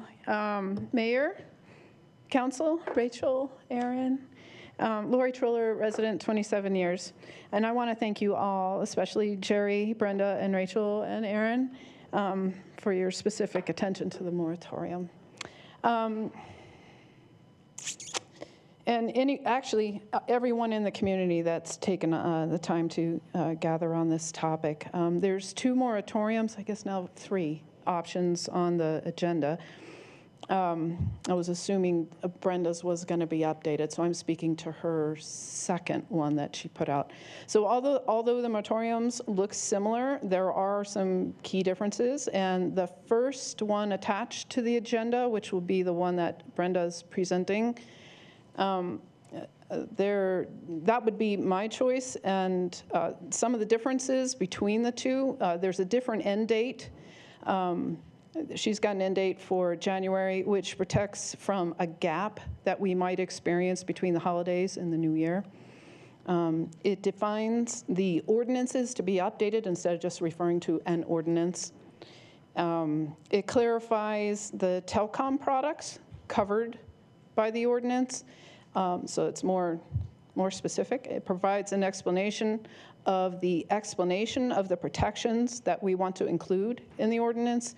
And finally, a small but important verbiage change in a simple phrase. So I yield back any of my time for questions. It was a quick one, wasn't it?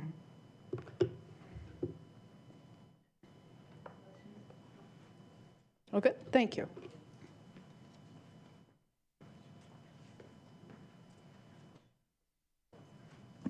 Next, we have Dina Galassini.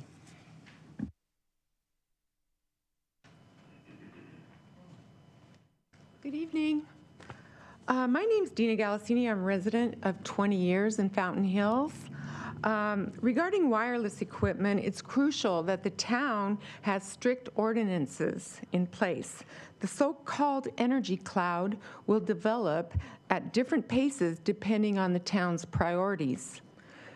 Per the energy cloud handout, I gave you this wireless network will have profound impacts on our town and businesses, and it raises critical strategic questions. However, it doesn't state the profound impacts it will have on our health. It does reveal massive profits for others, but not the towns, more on a global level.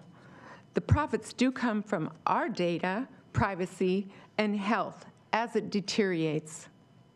We don't want this unsightly transformation of Fountain Hills, like the lollipop antennas that are up, for example. The energy cloud categorizes 4 major energy shifts as clean, intelligent, mobile, and distributed energy.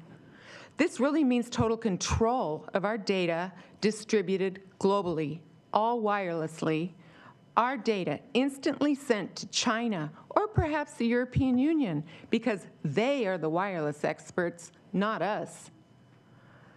The energy cloud's transformation starts with a regional approach to policy and system design. But as it states in the handout, it should be applied globally. Then comes the neural grid, a vastly more powerful platform with global connectivity. It is the goal of the grid and supports the mature energy cloud by giving it a brain. The Howie handout reveals that the wireless infrastructure is a security risk and is the real energy hog here, not us. We are a dark sky community and have ordinances in place. For example, light trespassing. Light is a visible frequency. Wireless frequencies are invisible, high-powered, and transmit across our property, through our homes, and into our bodies, which absorb them because our DNA are fractal antenna, per Dr. David Martin. These frequencies are recognized by our brain as light. As our sleep deteriorates, so does our health. Permitting needs to be highly scrutinized for accuracy, address location, the type of equipment, the power emitting from that equipment, and the electrical demand it takes to power that equipment needs to be known. I am trained 60 hours by GeoVital, which is education on radiation-free living. May I address the town with just one more item regarding the power utilities just one more sentence? There's an Ohio Supreme Court case, Ohio Power Company versus Burns. Power lines are a public use meant they could, they think they can take whatever land they want to on the power utilities, well, on whatever terms they wanted, but without having to prove the taking was actually necessary, they can't take that public utility. Thank you. Next, we have April McCormick.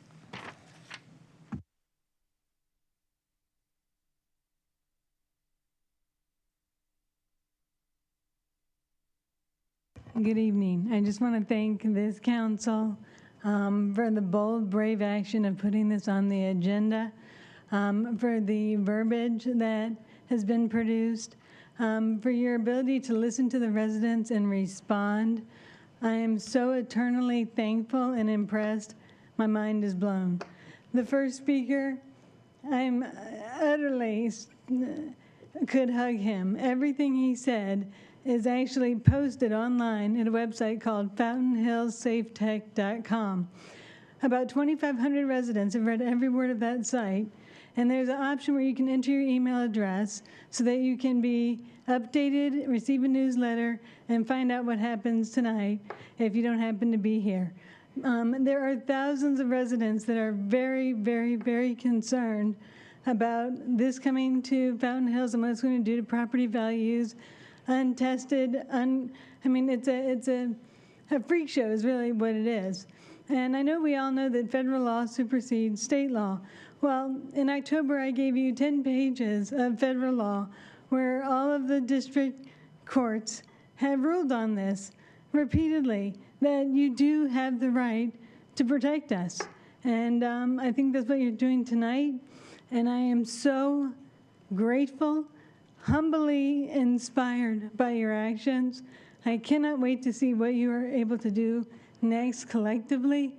And when anyone thinks of a leader, they think of somebody with fortitude, courage, and guts. You ran to protect and serve the people, not multi-billion-dollar corporations, not anybody else but us. And that takes courage, and that's what I'm seeing tonight. And I just want to thank you so much. And residents, anyone watching on TV or in the audience, FountainHillSafeTech.com will explain to you why this is so vitally important and who we can thank for protecting us tomorrow morning. Cheers.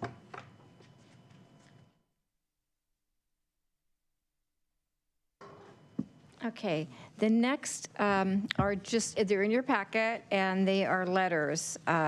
We have one from Jeremy Crandall with CTIA, who is in opposition to the resolution. We have a letter from AT&T, who is from Tony M. Bromberg, who is in opposition to the moratorium. We have from Lisa Smith, who is for the moratorium.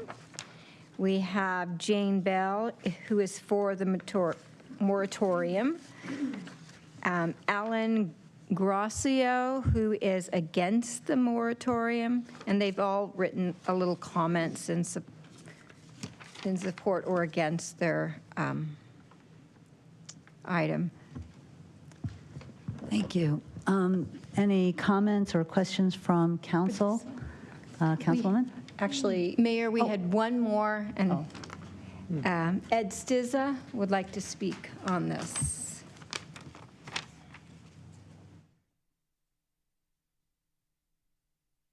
Good evening, Mayor, Vice Mayor, Town Council, and staff.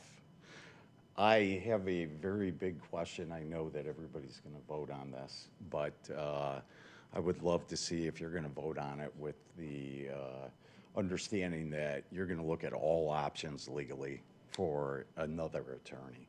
So I know that you have hired one. I've heard a few things, and they didn't sound good. So it sounds like this particular attorney actually works for the telecom industry. So it would be nice to actually prove that he does not. So before you go ahead and hire them. So everything else has been said pretty much on the safety aspects, and you're going to continue to hear a bigger audience talk about the safety aspects on 5G as more and more people understand what it really is. And hopefully you're going to do everything to protect this town, not just on the safety level, but on an aesthetic level. And because we are losing the aesthetic. I constantly say the same thing. So please do everything you can to absolutely protect not only the residents, but the aesthetic of this town. Please. Thank you.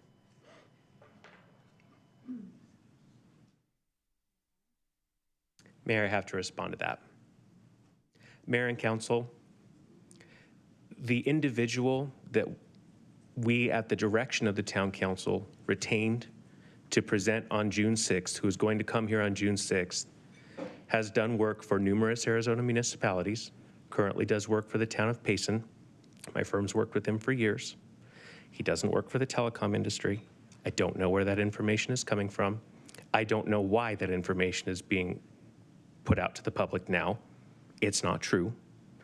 I want to make sure that the council is aware and understands that the town attorney's office does its due diligence when it retains experts.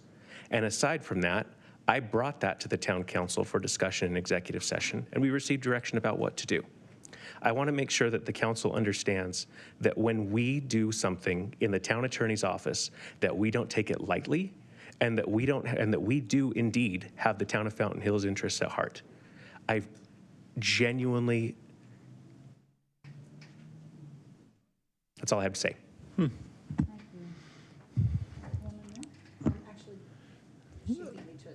Oh, okay. Thank you, Ms. Mayor. Thank you, Blue. Yeah, I guess since I'm the one who put this on the agenda, and I'm the one who wrote the moratorium resolution. I would like to address the council and the public tonight. When it does come to which one I'd like to follow tonight, I would like to do the amended version that I sent to council and staff earlier today. Aaron, you expressed some reservations about the original draft, said that you found it somewhat confusing.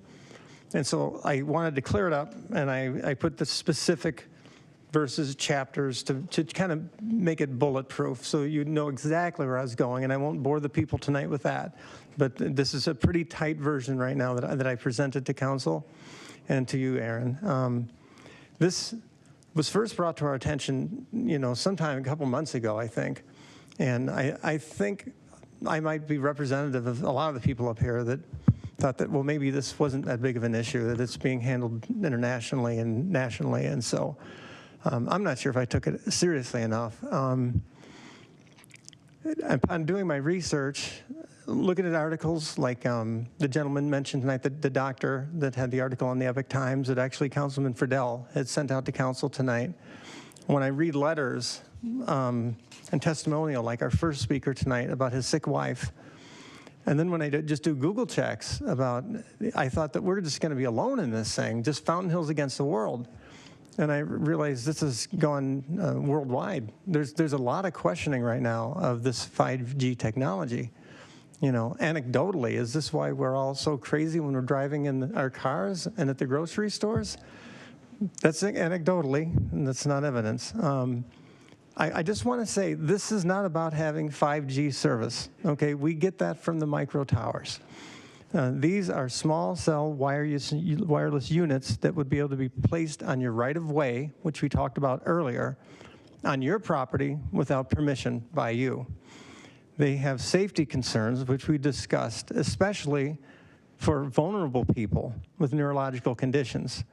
Until further information is known, this moratorium is necessary to give us a breathing space so we can take, I'm sure it is a competent attorney, by our town attorney. We hired the outside counsel, which is an extraordinary measure, to just make sure we have all of our ducks in a row. So we did what you wanted us to do.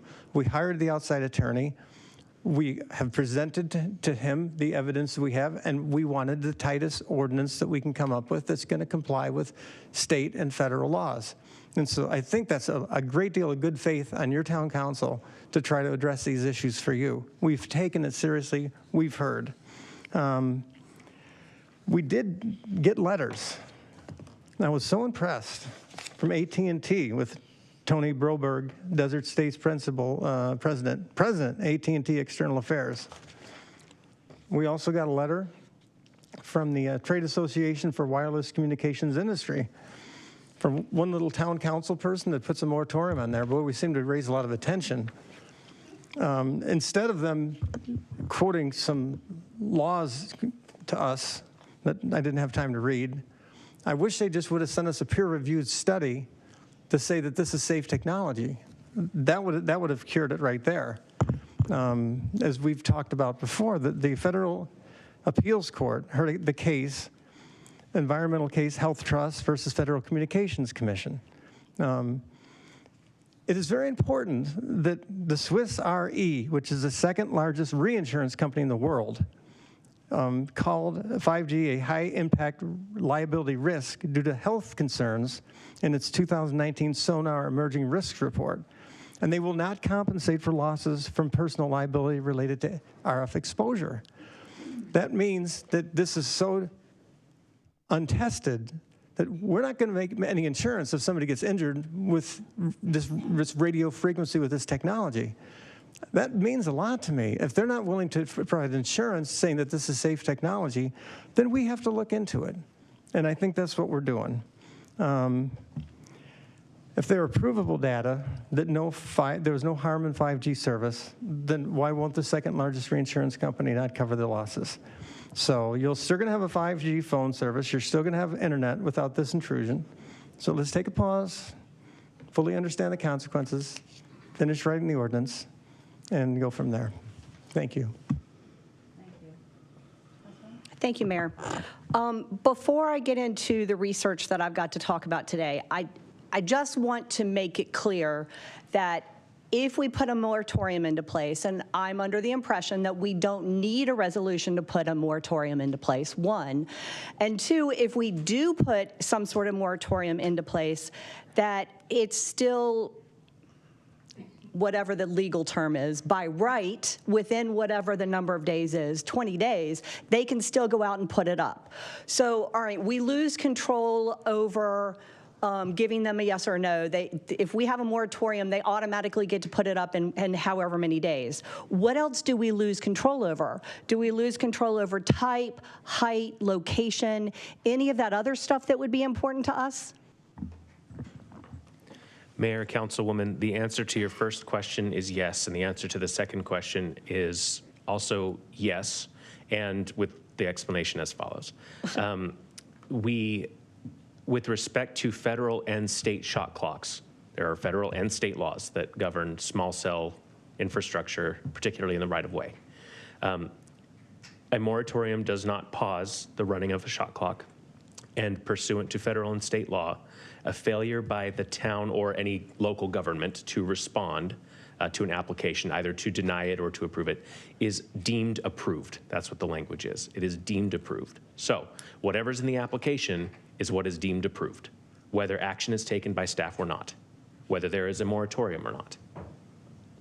Did that answer the question? So literally, if we put a moratorium into place and we don't review these things as they come through, they get an approval to pretty much do whatever they want?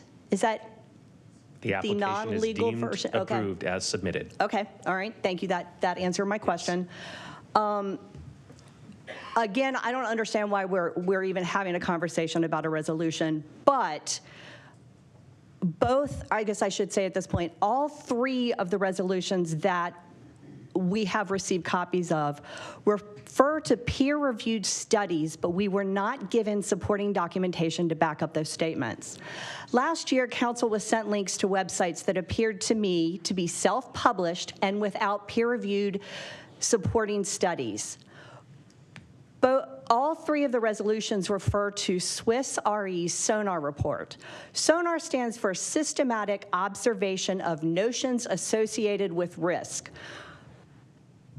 According to their website, the SONAR tool is an internal crowdsourcing platform that collects input and feedback from underwriters, client managers, risk experts, and others from across the company. The emerging risk themes neither reflect the entire emerging risk landscape or of the re/insurance industry, nor that of Swiss Re. One quick comment about Swiss Re is the majority of their business is reinsurance, and reinsurance works completely different than direct-to-consumer insurance. They get to kind of pick and choose a little bit more than your direct-to-consumer insurance. Back to SONAR. I do not see where the SONAR crowdsourced documents are used as underwriting or claims guidelines for Swiss Re. Their most recent crowdsourced document is SONAR 2022. In short, the SONAR 2022 report indicates that emerging risks arise from climate change. If we're going to use the SONAR 2019 report as a basis to create a resolution, then we should reevaluate our recently amended environmental plan to use the same crowdsourced platform. From the research I've done, low-band and mid-band 5G networks operate at largely the same frequencies as existing networks. There's nothing different in terms of exposures, according to Kenneth Foster, professor of bioengineering at the University of Pennsylvania, whose research focuses on the health and safety aspects of electromagnetic fields interacting with human bodies. Millimeter wave frequencies should prompt even less concern, according to New York University's Collins, because they can't penetrate surfaces such as walls, trees, or human skin. 5G cell towers have a limited capacity for emitting signals, and the signals that do get broadcast aren't nearly as powerful enough to burn you. The exposure of even a standard household light bulb is 1,000,000 times more intense. Millimeter waves are so weak, in fact, that they're barely able to carry an actual signal to your phone. They operate over a line of sight range and lose their intensity exponentially as they get further from the broadcast tower. Every article or blog post that I have seen against 5G treats 5G as harmful microwave radiation. 5G uses millimeter wave technology that does not penetrate the skin and falls under the category of non-ionizing electromagnetic waves. Our home appliance that we call a microwave has much higher energy and can penetrate the skin, which is why we use them to cook and why it has a door to protect you. Your home Wi-Fi is also microwave and works on the same frequencies as 5G networks and has been for years.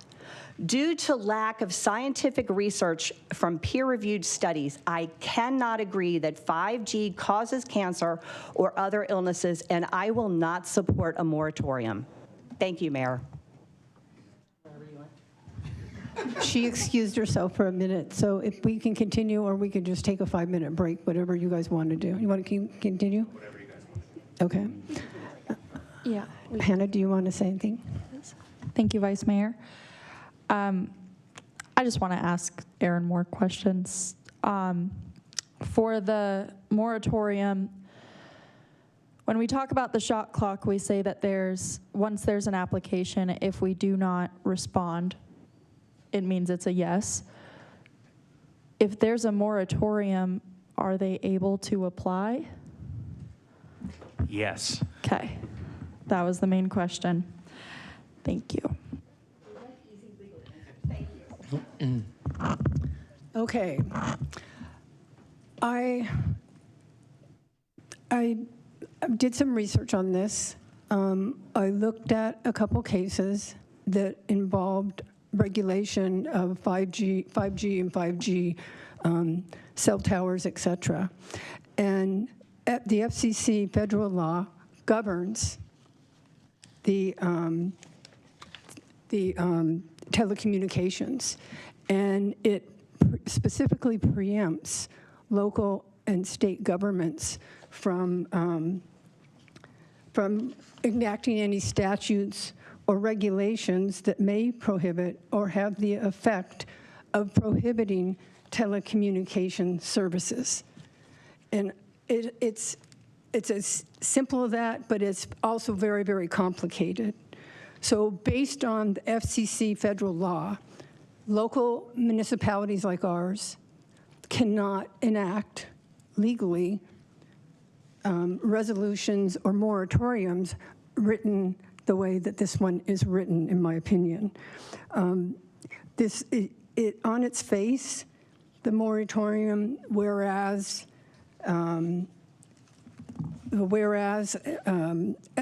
allegations, the resulting in dense deployment of antenna near residents and schools and hospitals, et cetera. It's my understanding that schools and churches have their own leases and telecommunications with the telecommunication providers, and that's private property that we can't regulate. I look at this resolution, and it's so broad that it's just so broad, asking to cease and desist and build out so-called 5G wireless infrastructures and utilities, et cetera, that I just don't think it can be enforced. And number one, I don't think that there's any legal basis behind it, because we are specifically preempted from on de facto and materially and on its face preventing or adversely affecting the telecommunication services, and pardon me, I'm probably not speaking clearly, but we just can't prohibit this. I don't think, and it's not even going into the health concerns or anything like that, because all of us each have health concerns, et cetera. But I've also read some of the research that Sharon did, and I concur with what she said. But this moratorium has no, it just, and Aaron, you can correct me if you want, but based on case law, the moratorium would just not have any legal effect whatsoever. And it's not going to stop from applications from being processed. We have an obligation to process them. And in addition, it's my understanding that right now we have 5G and 5G small cell towers already built. They're already in our community. It's my understanding they're not being expanded. There's no applications right now to expand them. We've been living with these for years. They're required for communication in our town. So this moratorium is not going to do away with them. And please answer my question. I'll back up to that one. Thank you. Well, answer what she said. Oh, sure, Mayor and Council. I mean, I think I've pretty much stated it, that what needs to be said. And I want to make it clear as well for the council. Nothing in my staff report or anything like that says anything about health effects. I don't know one way or the other. That's not what I'm telling you. What I'm telling you is what federal and state laws are in this area. So, and what they say is that we are not able to prohibit or inhibit telecommunications in this space. And that's the end of it. Right. If the council chooses to adopt a moratorium, that's within your purview. I just want the council to be aware of what legal effect it will, or more appropriately, will not have. Right, and also, Brenda, you said that the letters from CTIA and AT&T did not address the federal law, but in fact, both of them did. They both said the same thing, that we can't, local and state government law cannot preempt telecommunication services or deployment of their facilities. So in that respect, I just don't think that this moratorium is going to have any effect. I mean, health concerns aside, it's not going to, it is in direct contravention of federal law that does govern telecommunication services. Okay, a couple of things that I think have stated that were wrong. First of all, schools do not have small cell towers. They have the big, tall, huge towers, first of all. Secondly, I don't believe, maybe I'm wrong, there are no small cell towers in this town yet that I'm aware of. You did say that. You did say that. Yeah. Well, pardon me, I didn't mean it that way. I said that we already have the cell towers existing. We have cell towers, but we don't have any small cell towers in this town. I don't know that, do we know that, Justin?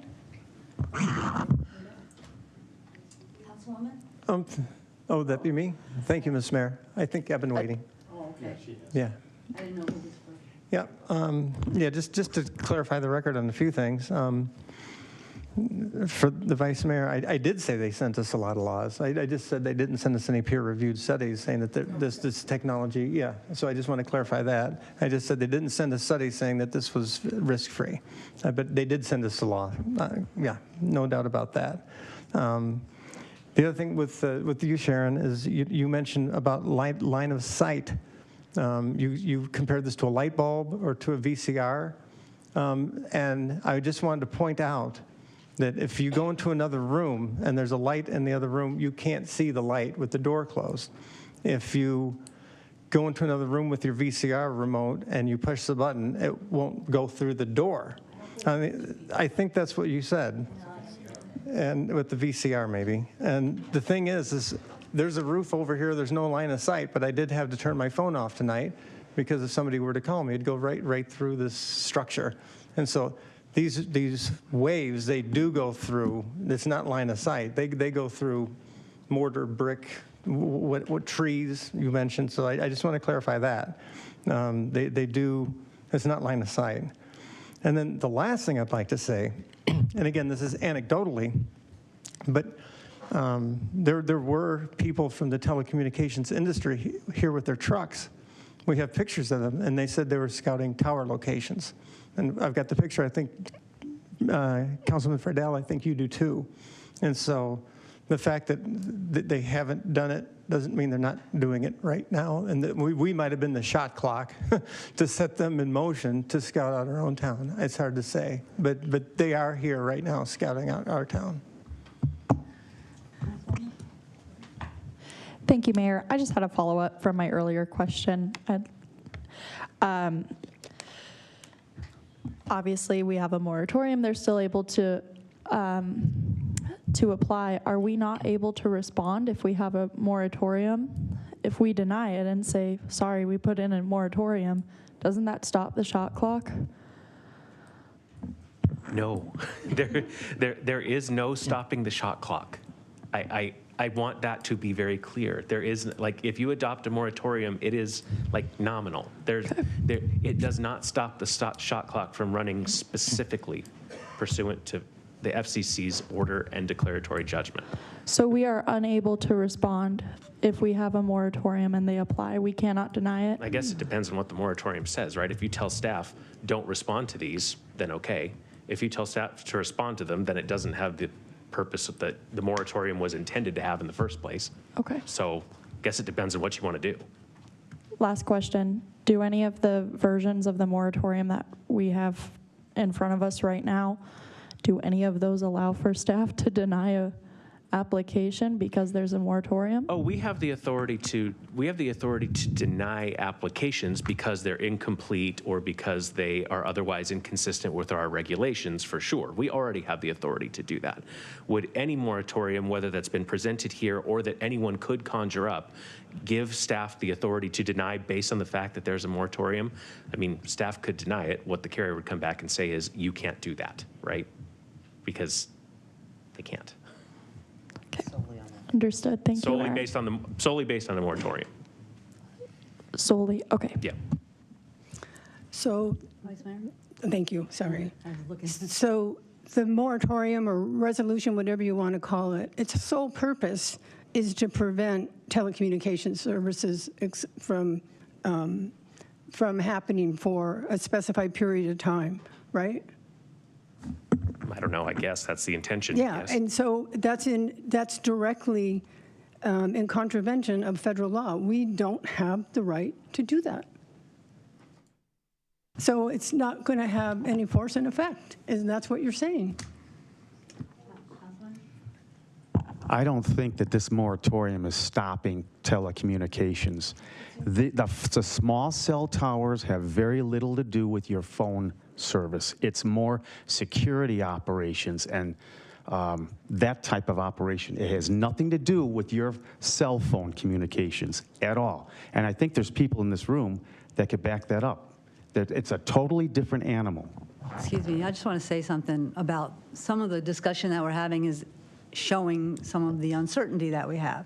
And the reason we have uncertainty is because we haven't had the meeting yet for the 6th.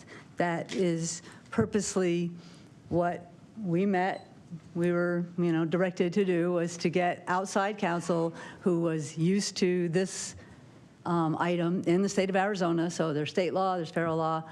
And so, again, the whole idea of what the consequences are of it or not, I think it's a premature discussion about that, the health issues and such, yes or no, or somewhere in between. And in a couple weeks, we're going to hopefully be able to get some of these more solid answers. We do have an ordinance. We do have some wiggle room as far as the way things look or how close things are to each other. We have no applications for this. We have nothing pending. And so so to take away, again, I think kind of like you said, the health stuff about this, because that is obviously not going to be something that we all know right now. And I think we will be more educated when we do have the conversation. I'm just looking at it from a legal point of view. I'm not going to, I don't want to vote for something that has absolutely no chance of being enacted, and in fact could possibly have somebody apply, and then we can't even put our existing ordinance rules on there. I feel confident that we're going to change our ordinance. I'm sorry? I feel confident that after we get this information, that there will be examples of ordinance strengthening that we can do, but I don't know what that is right now, and so I don't want to do this moratorium. I just want to have the meeting, figure out the good things that we can do legally, federally, state, all that good stuff, and that's why I don't want to support this right now. Councilman? Thank you, Ms. Mayor. And then I'd like to just make a very quick statement, and then I'd like to make a motion, if you don't mind. My statement is, with my intention of putting this moratorium on our books and this resolution, is at a bare minimum, it'll have a deterrent effect to people that are going to come here to build out these devices. That's established. There's no doubt about that. I know this argument of, is it constitutional? Is it legal? Is there preemption? Is there the federal laws, the state laws? The courts are packed, the appellate courts and the Supreme Court, with people that disagree on the laws. I mean, he's shaking his head over there. That's what the whole law business is all about. It's practicing. There's nothing set in stone. This could be the model ordinance that they use for the universe for the next 20 years. And so, is there a chance we got it right? Yes.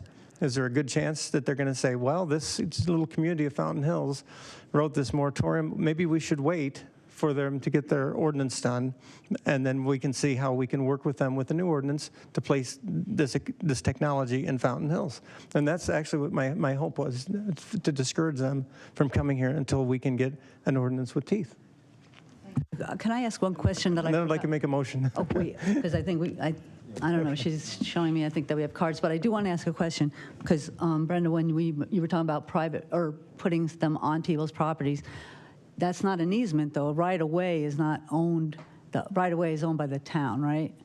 So that's what we're forced to allow, right? Right. Under state law, small cell infrastructure in the right-of-way is it's different from an easement on private property. It's I just wanted the town's right-of-way. Okay, Yeah. thank you. And also, for clarification purposes, it's not just case law that is applicable. It's the United States Code under 253 that is the law, and it is currently the law. So it preempts anything that we do. So therefore, it's not going to have any force and effect, the moratorium. It just isn't. I mean, I appreciate what your intent is, et cetera, but it's not going to stop telecommunication services and providers. Are the speaker, Fountain Hills. I'm sorry, Vice Mayor, are the speaker cards new, folks? No, they're not. They want to know if you would entertain them coming I don't back think up. we're going to do that, because we have our new set of rules now, and so we're going to learn and stick with them. So, Brenda, would you like to do it? Yeah, I'd just like to make a motion to adopt the amended Brenda Kalianakis version of the 5G ordinance, or resolution. Thank you. So we have a motion for something that is not in our packet, correct? So I just want to make. It was sent to Right, I mean, we have it, but as far as the folks. Yes. It's not yes. something you can literally see, but you will. Yes. Okay. But trust me, it was better than the original. Thank you. We have a motion and a second on that resolution, which, well, you know which one we mean. Okay. Can we have a roll call, please? Councilmember Friedel. Aye. Councilmember Kalavianakis. Aye. Councilmember Skillicorn. Yes. Councilmember Toth. Aye. Councilmember Grzybowski. No. Vice Mayor McMahon. Mayor Dickey. No. Thank you all. Appreciate it. Good conversation and more to come. Our next item is the budget. Oh, yes. Did you want to take a break, or can we take, well, we'll take 5. How's that? Thanks.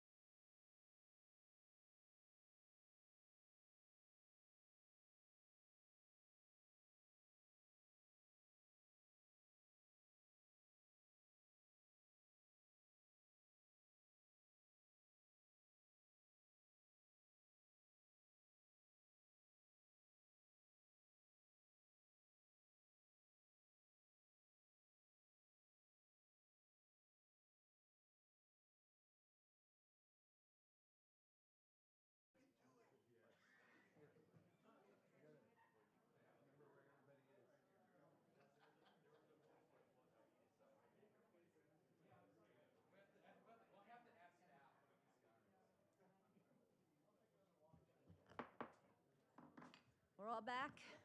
I think we all tried to escape, but we had to come back. So our next item, we're going to be looking at the budget, and David, it's all yours. All right. Thank you, Mayor.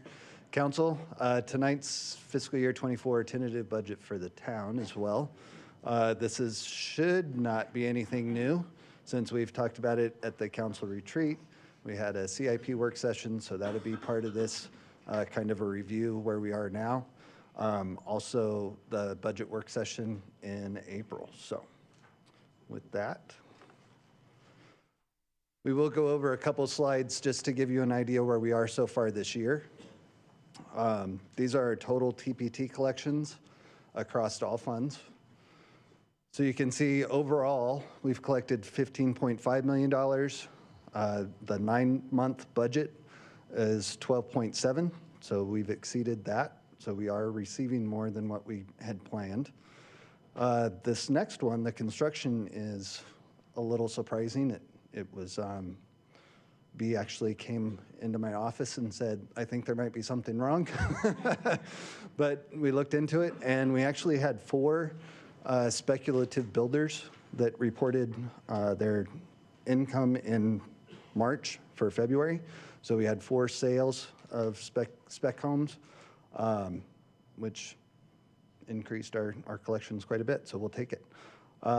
As far as utilities communications, that one's it's right on target, 1.2 million, 113% of budget. Of course, our wholesale retail is right on target as well. Same with real estate.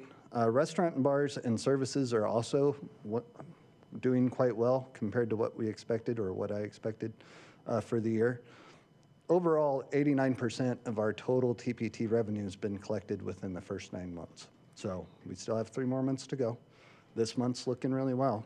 So we should end up in good shape at the end of the year. As far as our state shared revenues, between these 2 revenue sources, that basically accounts for over 90% of our general fund revenues. But everything's pretty much on target. We do have some, a little to be desired as far as our HERF revenues go. That could be any number of things. Could be the cost of gas, could be more electric vehicles on the road, could be more telecommuting. But it looks like might be the new trend for a while.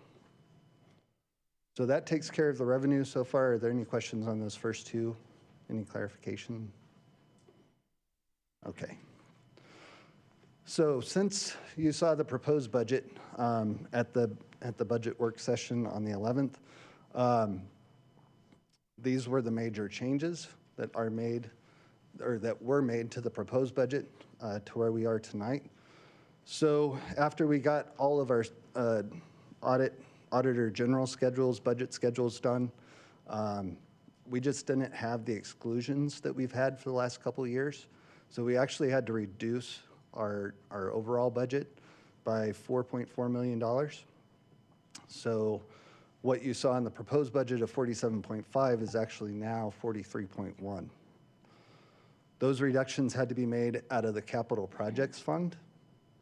Those projects aren't going away, they're just being delayed at this point, and they can be revisited at a later time by council.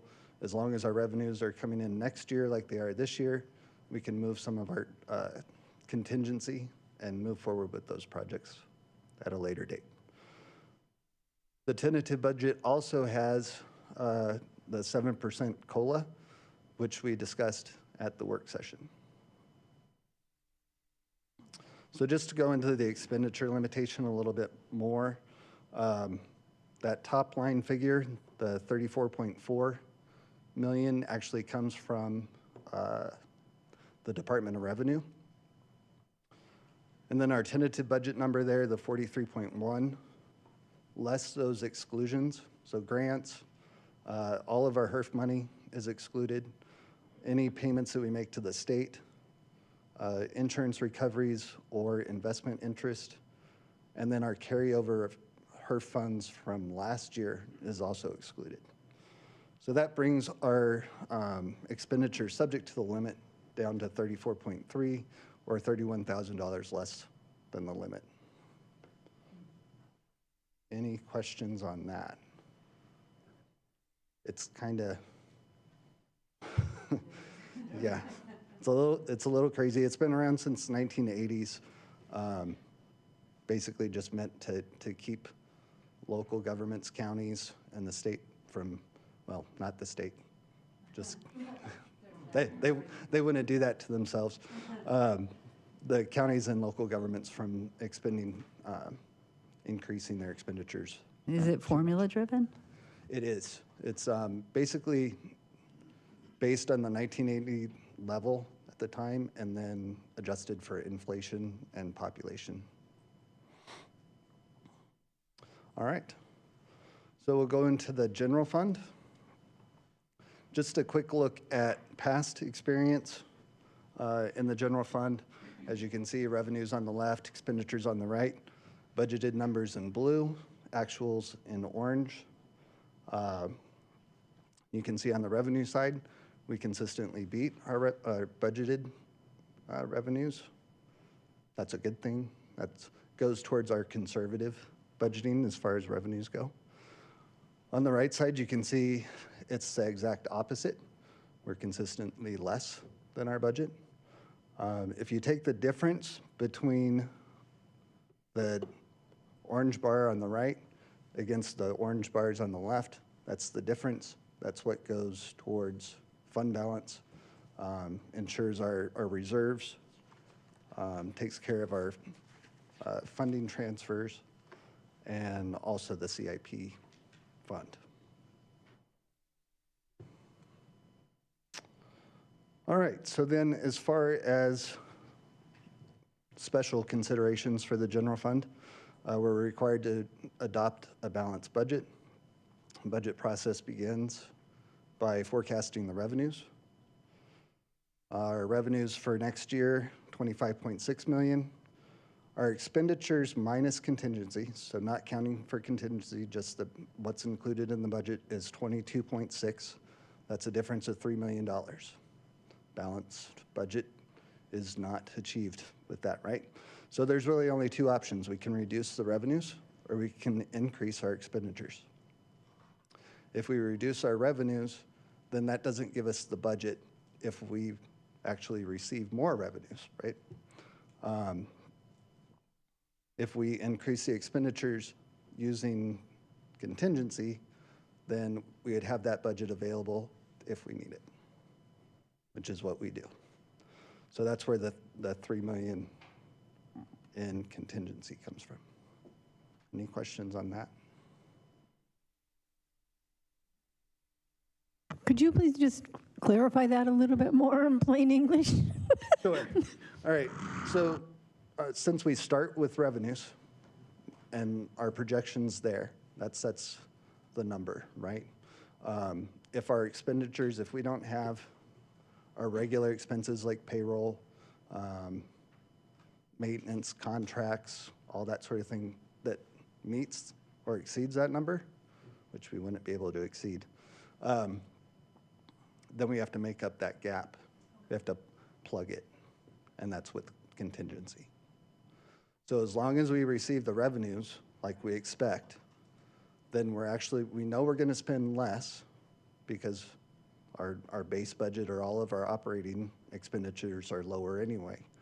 But then it also gives us additional budget in case a flood or something unexpected type thing happens. Or in this case, this next year, it would probably be moved to the capital project fund to do the projects that we're delaying. Okay? Thank you, Madam Mayor. Yeah, you probably heard me coughing and sound like I'm choking for a moment here. But I know I would insist that $3 million, is this not? Turn that one on. There you go. Now we have figured it out. So, thank you, Madam Mayor. Twice. So I'm coughing, I'm choking over here. I want that $3 million contingency to go towards roads.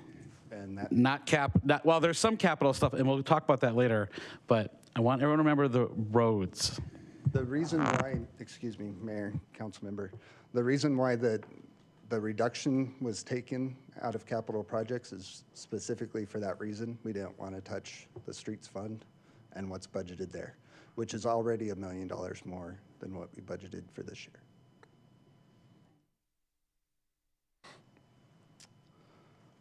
Okay, so then as far as the revenues go for general fund, you can see those. Those first two items are 94% of our total revenues expected for next year in the general fund. One thing I would say included in that intergovernmental revenue is the state shared income tax, which we have about $1 million more than what we would have normally expected in that line item. And that's because of the income tax deal that was done last year, lowering the income tax. They actually increased the percentage that towns and cities get for the first 2 years. Yes. So you can see 25.6 on the revenues again. And then as far as the expenditures, that same amount.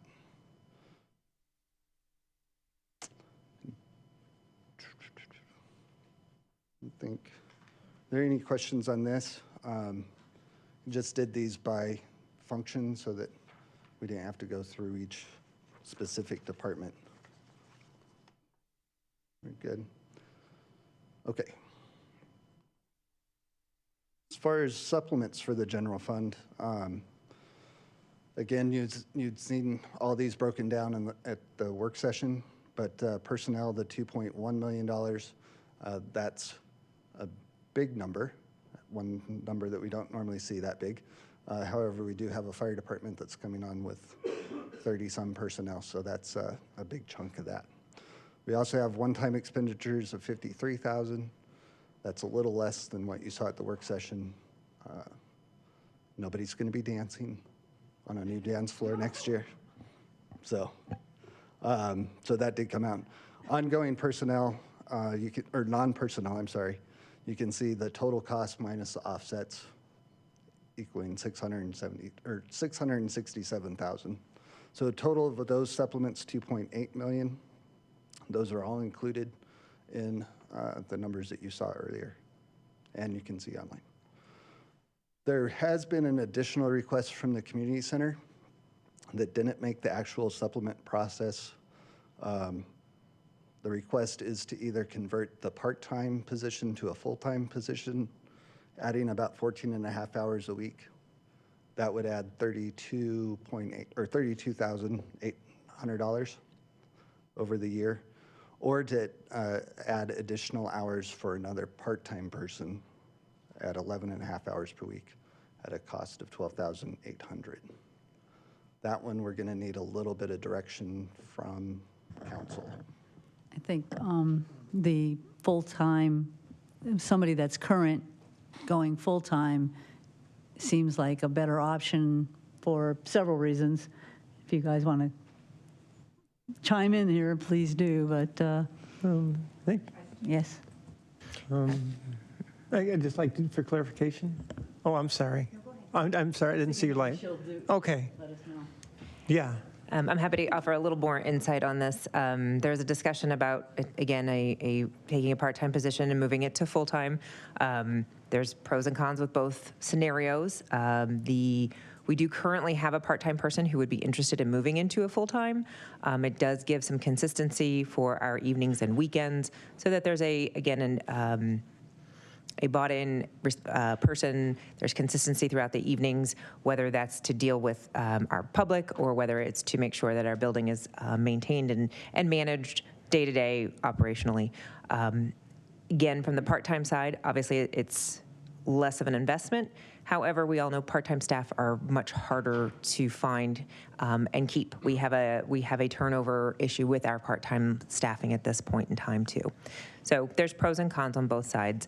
But the staff request is preferred for the full-time situation. However, we wanted to make sure you had both options. Thank you, Ms. Mayor. And yeah, just so the math adds up. So we currently have a part-time position, I guess it pays $12,800 per year. And then if we convert that getting 14.5 more hours, then that'd be 32, which I guess would be the additional 14.5 hours and then benefits. Is that how we get to 32? Okay.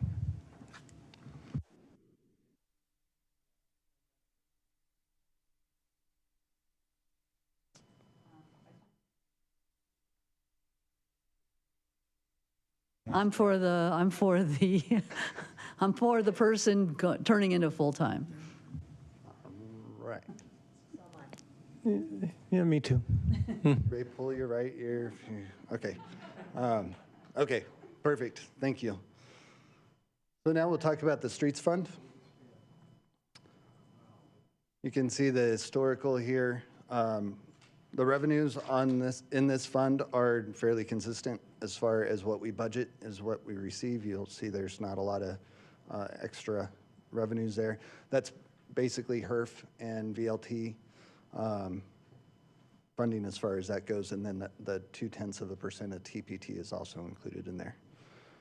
You'll also notice that in fiscal year 22, there was quite a bit of light blue on the top of that column. That was unspent budget.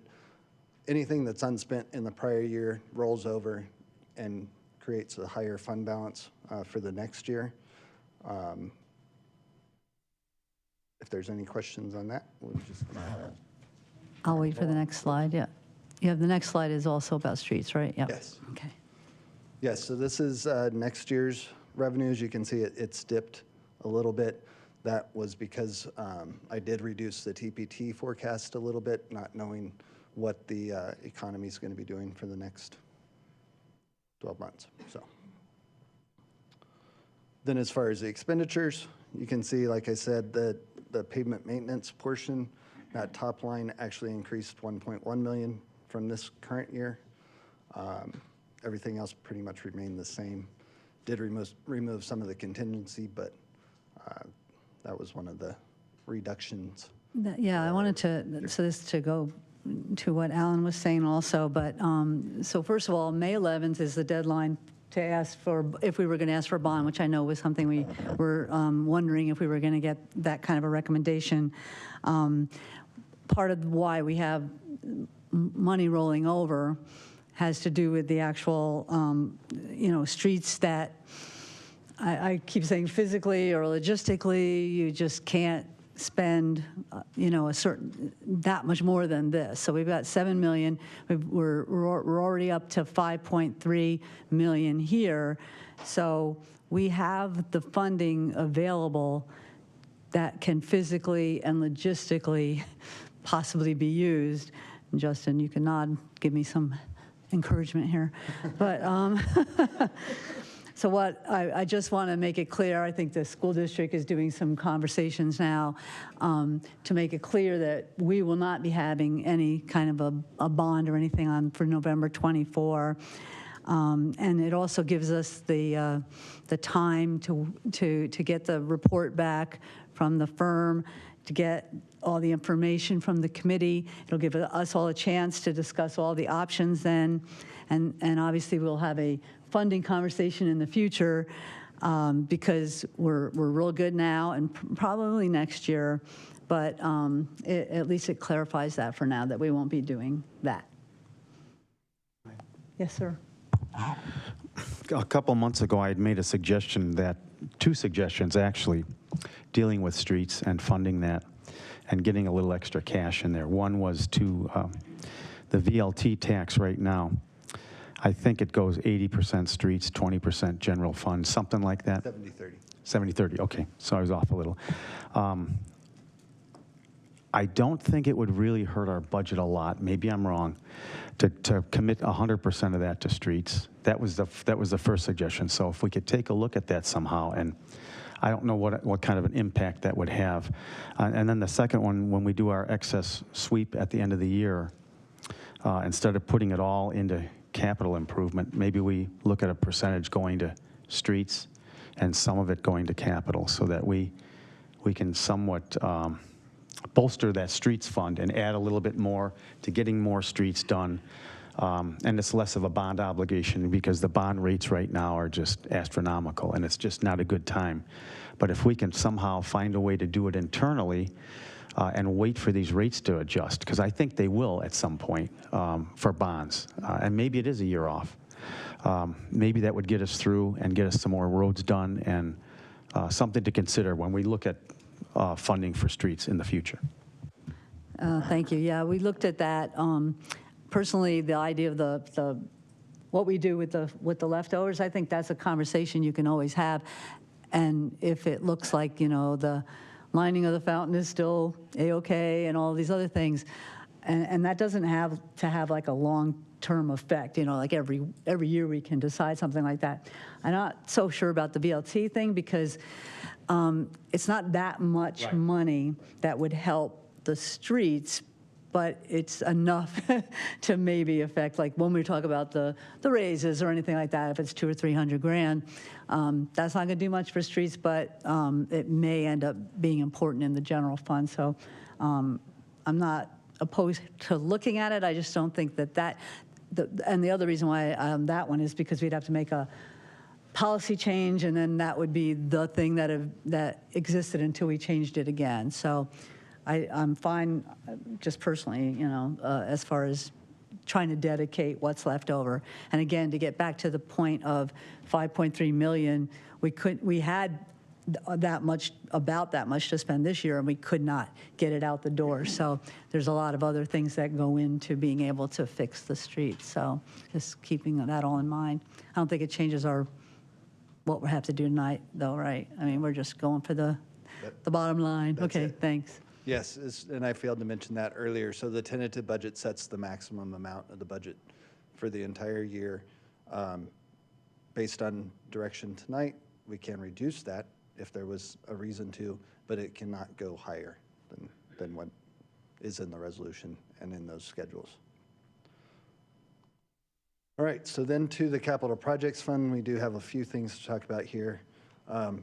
Summary, you can see there's very little. This graph does not depict any transfers into the Capital Projects Fund. This is strictly construction sales tax.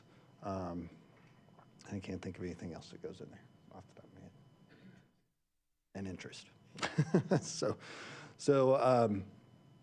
Yeah, because it doesn't really do very well to put transfers in there. It kind of skews it just because it's moving from one account to another account. So I left those out. Anyhow. So these were the projects that staff agreed, met with, obviously with the town manager, with Justin and with Kevin, and selected these projects that weren't, it's not necessary that they start basically on July 1st. We can hold off probably until after the first quarter at least, and then see how revenues are going. And then if we wanted to start adding these projects back in, we can do it at that time. There was one project on this list, the downtown streetscape, that there was quite a bit of discussion about at the work session, that was going to be revamped a little bit, reworked. And so Amanda's going to take you through that project because she has a whole separate presentation. Yes, thank you. Thank you, Mr. Pock. So on March 14th, during the CIP budget workshop, one of the projects was the downtown streetscape improvements. We heard from council, so we'll advance the slide. So the original request was for $635,000. There was a consensus to reduce this and perhaps look at not just both roads. And so what was proposed was Parkview and Verde River. We had to turn around and bring it back April 11th. And at that time, I admitted to you, we were still in a research phase based off of your feedback. We received additional discussion from council looking instead of the streets fund, the downtown fund, presenting different options. A couple of the council members brought up the avenue of the fountains specifically. And so again, the whole purpose of looking at Verde River and Parkview was to begin to enhance the downtown, because that's also our downtown, or in our general plan called the town center. And so option A, just based off of, again, some of the conversation, is the streetscape improvements in the streets fund for $250,000. And then Avenue of the Enhancements Downtown Fund, that's the funding source, $250,000. And so we reduced it by $135,000. Just again, we didn't receive direction on how much you wanted to reduce it. And so if you look at that top image, thanks to our GIS analyst, we've placed those street poles, lighting, and the banners just to get a better visual of what that could potentially look like.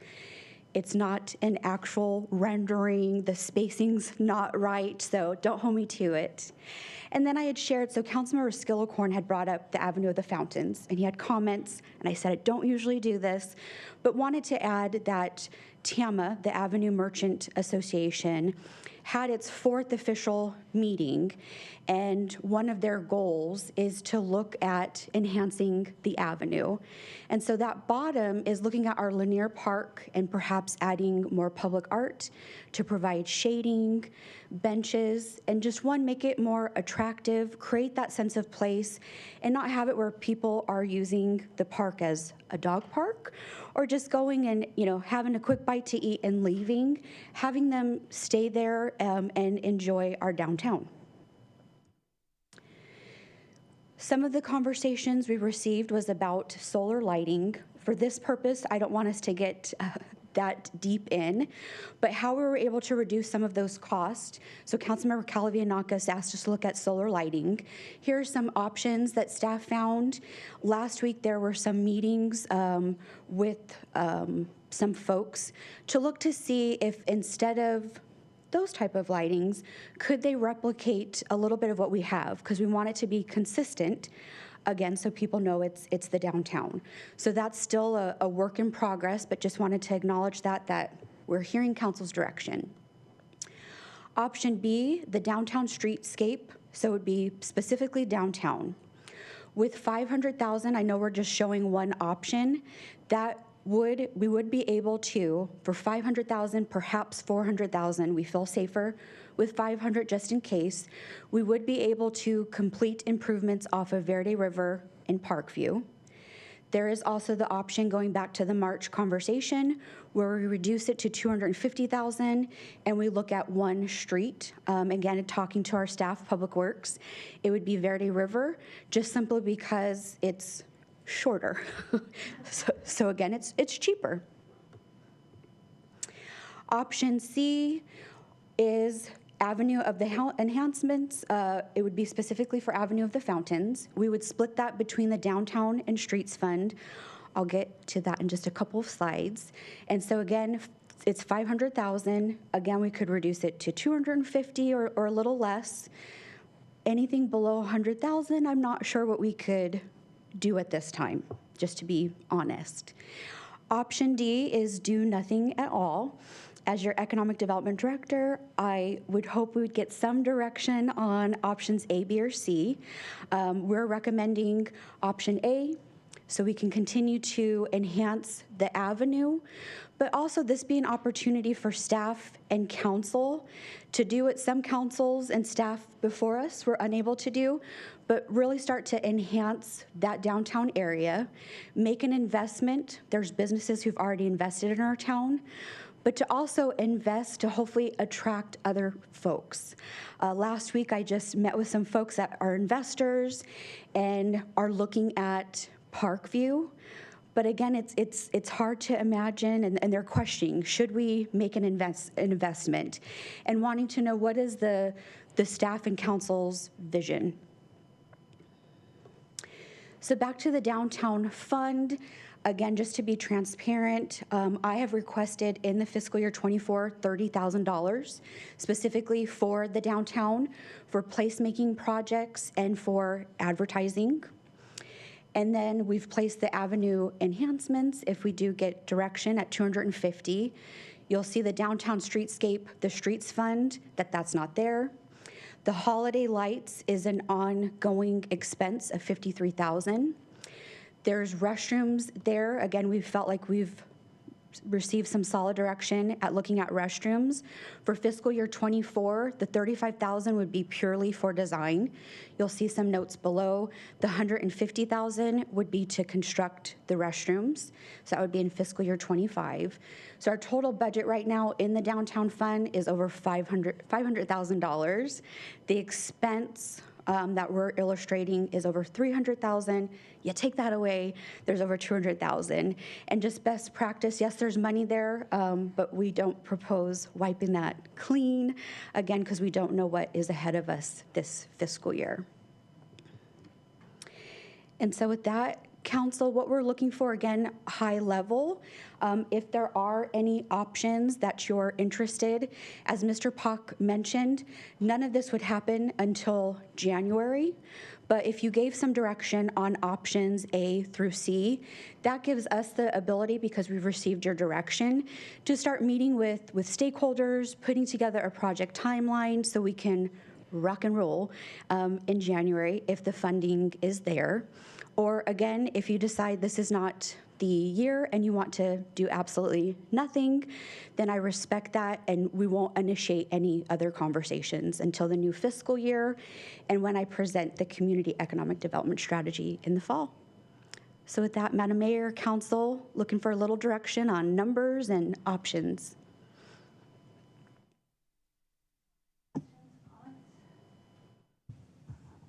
Can you put up the slides again with the just the picture? You preferred A. I just want to see A again. Thank you. Sorry, didn't mean to interrupt over there.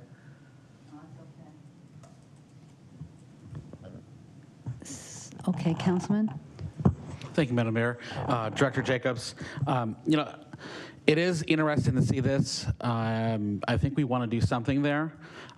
But my concern is that this didn't go through the formal budgeting process. Obviously we did capital projects for weeks. This seems a little late to the game. And it's also a little underdeveloped. I don't think it's ready to kind of plug in and go ahead. I would really prefer to put this off until 25.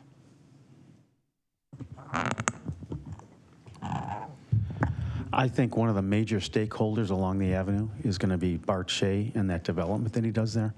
I'd like to get some input from him as to what he might be able to bring to the table as well. He's going to be a major benefactor to anything we do along that avenue, to filling his commercial spot and those apartments. So I think you mentioned stakeholders. I think that's a big one that we need to find out, hey, how much of the game is he in for?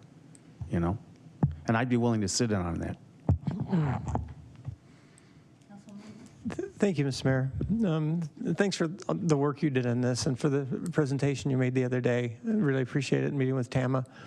I'm kind of leaning with Alan. I see the merit in these programs. I'm a little worried because with the restrooms, I think the $35,000 and then the $150,000 are going to be a down payment, because from what I've researched and what I've done, to get like a 4-stall, 2-guy, 2-girl enclosed restroom, it might be up to $450,000, which is quite an investment in that. And I think we need to get more input from the people on that one. And then of course the avenue improvements, and the bottom rendering there. As exciting as that looks, I think that the money that we're going to put down now will kind of be an investment in design and fleshing out other options. And so I think if we put this off maybe for a year, it'd give us a chance, for you a chance, to flesh out the numbers and to actually get the projects that you want to do, and then we can consider them. So I'd probably be D for now with a good job, and I think you got a good vision for the Economic Development Director. Thank you. Thank you. A question about the restroom. $150,000 did seem kind of inexpensive to me as well. Was that based off of the model that we saw, however long ago it was, like this magic pod out in the middle of nowhere? Is that where the 150 comes from? Is that what you're thinking? Madam Mayor, Councilmember Kasabuski, I'll have to defer that to our town engineer, Mr. Janover. The magic pod. Yes, that was based on that pod. Okay, because, 150 didn't seem like, how are you going to build a brick and mortar and put bathrooms in there? I kind of thought that, okay. That is correct. So that answered that question. That being said, I understand that we're looking at this and kind of feeling like we're just seeing it the first time, but we're seeing it the first time because the last time we saw it, we said, this is too much money. What can you bring to the table that's a little less expensive? So now they've brought something that's a little less expensive because they still want to spend money on our downtown, which I agree with that. I love the concept of speaking with Shay and his group. Should we put a placeholder on money so that we can see if we can get anything from Shay to help enhance it? And then we've got money and a placeholder. Is this stuff I'm making up as I go along? Is this even legal? Mayor and council, you're entitled to set aside or earmark whatever you want for a particular purpose. I think Director Puck would probably prefer that we receive direction so that he can allocate money to other line items. So I'll defer to him on what he needs to see. Mayor, council member, yes, this is on the delayed start list. So these funds aren't being held anywhere in the tentative budget. These would be presented again later in the year if we had the contingency, the revenues to put towards it. Then that's when you could decide how much, where. So putting people's mind at ease, if we pick an option, we're not committing to it, but we're putting the money out there so that if we like what Jerry and Shay's group will help contribute, then at that point? At that point, then you could say, yes, we're going to put money towards it. Right now, I think we just need direction so that Amanda can go and develop an idea based on your input so that she could bring that back to you in a more developed way in the future. And I'll just say, Madam Mayor, that is correct, that I can spend the next 8 months, working further on this, talking to stakeholders. If the direction tonight is option D, I have other things to do that are important. That will just continue to be the focus. Vice Mayor? Thank you very much for putting this together. I agree with Sharon. I think we should move forward and give you some direction as far as developing the downtown area. All I've heard about from the stakeholders and business owners is that they believe and feel that if we enhance the downtown area, it's going to encourage growth, encourage more business, et cetera. So I'm for the project within reason, and I would like to set aside money, but David Park said we couldn't, but I agree with Sharon. I really think that it's necessary to develop the downtown and not put it off for a year or two, because it's going to take probably a year to get it moving and give you the authority to work and do your magic, so to speak. So I'm for moving forward with A, B, or C on it. Thank you. Thank you. Got all my thoughts in a row and I'm ready.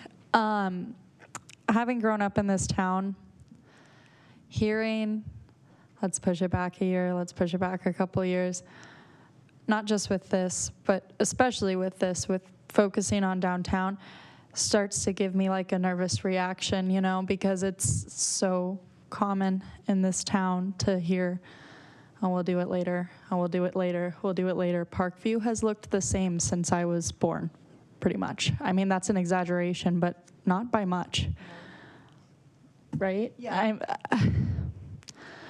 What I'm trying to say here is if we really believe in our downtown, if we believe in our community's ability to become a thriving downtown, eventually somebody's got to pull the trigger on this. And this isn't the project every time, but it's been some iteration of it every year since the town was incorporated. I mean, Somebody's got to do it. Correct me if I'm wrong, Rachel. Wasn't it just a few years ago we put money into the avenue? We did. So the town redeveloped the avenue as you know it today. That went on through 2014, 2015, and so it's roughly 10 years ago, not quite, where the major enhancements went on. The fountains were redone, and, the turf, the walking pathway, the meandering path, if you will. So a number of enhancements happened during that time. And I think to clarify some of the discussion tonight, what I think would help Amanda and POC as well, is the idea of, if we want to explore this more, great. Give us a price point that you're comfortable with, and do you want to focus on the avenue? Do you want to focus on Parkview? Do you want to focus on both? Or do you want to focus on none? And I think that's, if you can give sort of that indicator and a budget that you would feel somewhat comfortable to be working within, that gives some direction so that you can do some more research. Yes, it would have to come back. To be clear, nothing could happen until we came back because it would be on the delayed list. So to that point, we would still give it an option of budgetarily, what number would you feel comfortable with? So when we come back, Amanda doesn't come back with, well, hey, I designed a $500,000 plan, and everybody says, yeah, we're more comfortable with $250,000. If she knew that ahead of time, she could work within that number. So that's, I think, where we're trying to get to. What she said. But to answer the question, yes, we redid the avenue roughly 10 years ago. Thank you, Ms. Mayor. I wasn't done. I'm sorry. Oh, one quick question. Amanda, in your vision, do you see them ripping up everything we did just a few years ago, or adding to it? Madam Mayor, Councilmember Friedel, adding to it, so an enhancement. So not ripping things up, because that would have been a waste of money. That would not be. Yeah, thank you, Ms. Mayor.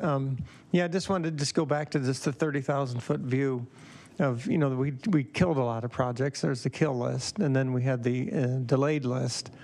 And I just think if we're going to have this conversation, we just have to have this on the delayed list, and then we have to prioritize. We had a presentation tonight. We've had them in the past for other ones on the delay list, but I think wayfinding signs that's on the delayed list would be a much better expenditure of our funds, because instead of concentrating everything in the downtown, we'd be putting up signs to get tourists to go, to park here, downtown here, and so I think wayfinding signs to me would take a higher priority than this.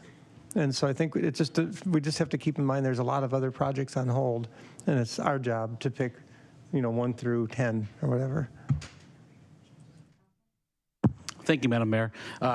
Director Jacobs, based on, I think, more discussion happened here than what you're saying, it almost sounds like, and maybe I misinterpreted things, that some of this is about investment in the Avenue Fountains. My impression was initially this was talking about just Rio Verde and Parkview. And I even think, I believe you mentioned those two streets. And I want to make sure that the scope is not expanding, beyond what we want here. And what I would suggest, and I think that the Councilwoman is absolutely correct, that there are many priorities that we're delaying. I don't see this kind of bumping up in front of some serious things that are being delayed. I would love to see a lighting plan. I'd like to know how many lights. I'd like to know how much they cost. I'd like to know the lumens. I'd like, the wattage. I'd love to see that plan. But I still don't know if we're going to be able to pack this into second half of 24. That's why I mentioned 25. But it is something we'd like to see, and I know we've talked about it, and I think that's actually the consensus of this board was more, what can we do lighting-wise?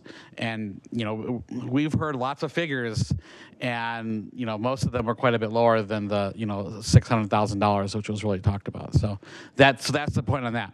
And then if the mayor will humor me for another bit here, I don't know if Director POC is ready, because there were some specifics I wanted to talk about, but I don't know, where you are in the presentation. If you've got more stuff you want to show, then I will hold off. And Mayor Dickey, Councilmember Skillicorn, what I heard, and maybe I heard incorrectly, but April 11th, I know you had mentioned the avenue. Maybe I misunderstood what you were saying. I know Mayor Dickey mentioned completing it or finishing it, whatever that entails. And so it was, again, just trying to listen because there wasn't, I felt, clear direction. There was clear direction on reducing the cost and providing options. So just to make that point. Keeping in mind that 10 years-ish ago, we redid the avenue, and we're obviously looking to decrease the dollar value. That's obvious from the conversation here. I understand wanting to know lighting plan, how many lights, but this is big picture. We need to pick what it is we want to do, and then the plan gets put together, and they come back and present to us how many lights it would be, where they would be placed, all that kind of stuff. And I can assure you that the lumens that the lights are going to be approved by our dark sky folks, or it would not even be something we would consider. So where I'm going with this massive thought, sorry about that, is let's talk lighting. I think lighting is very important. We've had this conversation before that right now the only lighting is on the avenue. We just did the avenue 10 years-ish or so ago. It sounds like we don't want to redo it, which is fine. I love the plan that the Otis's did for us. But I think lighting is very important. It makes it more inviting to want to go down Verde River and go down Parkview. So can we say we want to talk lighting, and do we want to talk lighting just on Verde River, or do we want to talk lighting on both streets? I feel like we need to start there. And Madam Mayor, what I'm hearing, again, not clear, I hear about 3 of you liking options A, B, or C, maybe not clear, and then some clear direction of option D. Any more option Ds? Or an option A, B, C? I mean, obviously I like option A, but I'm not winning that battle. So option B was the one that would put some lighting on Verde and Parkview, right? Correct. So we could do both streets or just one at roughly $250,000. Okay. So what if we explore that avenue? That road. What if we explore that road of getting the lighting on Verde River and Parkview, exploring how to connect that town center area, and really keep in mind that plan and tell Otis Architecture to keep it in mind for maybe 25 or 26, because I would love to create a sense of place on the avenue, but I can understand why that might not be something we can do this year. So I would suggest that maybe we just explore the lighting on Verde River and Parkview. Thank you, Madam Mayor. I think when I see B here, my blood pressure goes way up when I see a $500,000 price tag for lighting. So I want to make sure that that's clear. But also, Madam Mayor, I think you raised your hand for item D, and if my math is correct, that's the majority. So that sounds, if that's correct, it sounds like direction. Well, I just want to say a couple things. So I must be missing the boat on Parkview, because we don't have sidewalks, and we're trying to create a strollable, walkable, whatever you want to call it, scenario down there. The stores are far set back. There's no sidewalks.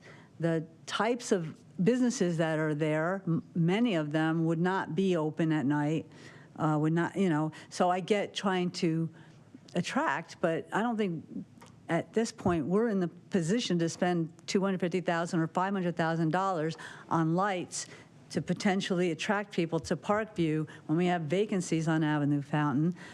When we said, to me, our discussion that day was come up with something less expensive so that Parkview and Verde River feel included. So in my brain, I'm like, put some signage up, put some signs up, more stores this way, follow me.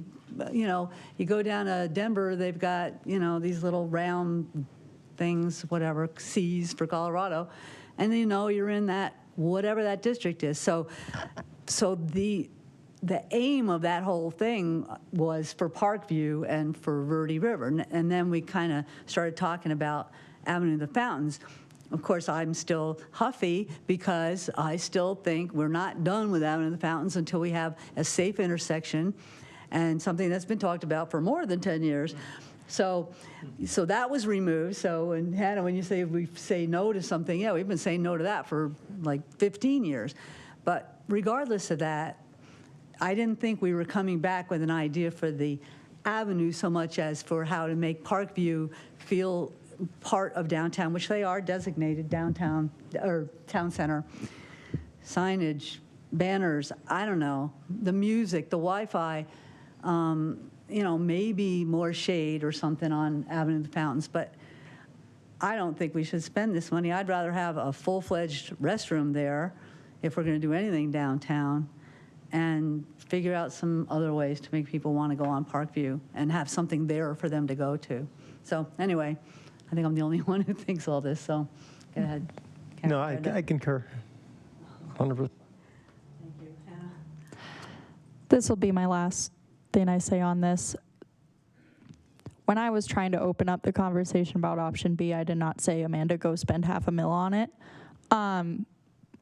It was trying to open a conversation to get something done rather than the option D, which is do nothing. And as for that previous project, that was a tiny, tiny piece of this plan, and the plan was for a thriving downtown. The idea was to get where our downtown is lively, and that tiny, tiny piece that doesn't attract people, doesn't really give us a better way to handle it. And statistically, it is debatable whether or not it was safer. I really don't think that is comparable whatsoever to a project that's trying to actually include our full town center, which we designate as town center, but we only treat one road like it's our downtown. Not that I don't love the avenue, and I don't think we're done with it either. I agree with you, Mayor. I think that there could be improvements, and that's why I was for option A, but I can understand waiting on that.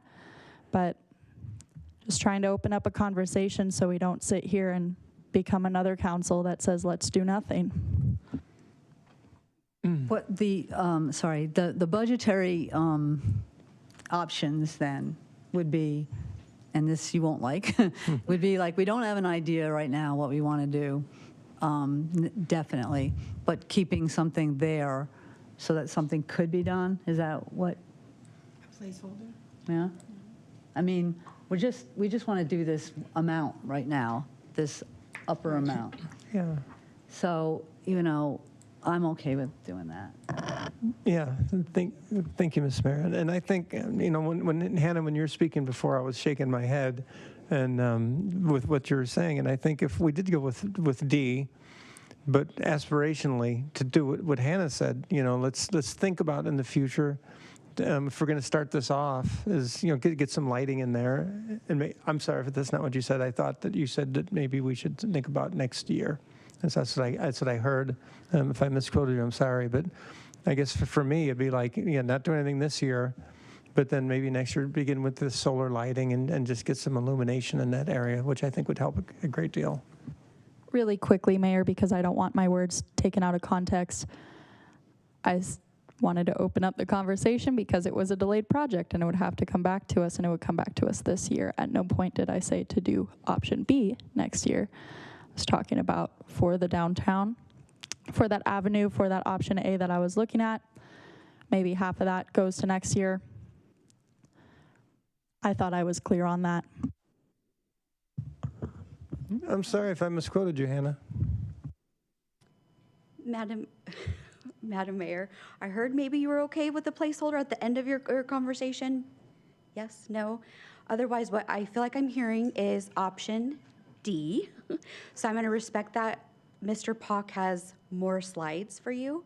So go with option D, and then just so you know, I will bring things back in our community economic development strategy, which will be proposed, just related to the downtown.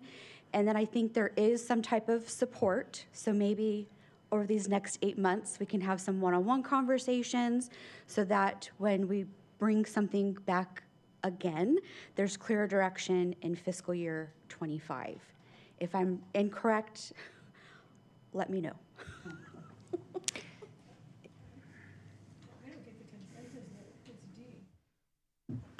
I don't get the consensus that it's D. I thought we were talking about putting a placeholder out, a couple $100,000, so that you can do something, and so that Jerry has his suggestion talking to Shay, because if you don't have that, then, you know, what are we doing talking to Shay if we don't have a placeholder? So that's what I think we should at least have, a couple $100,000 for a placeholder. Madam Mayor, I feel completely inappropriate adding a $250,000 placeholder when we have a $60 million road deficit that is compounding.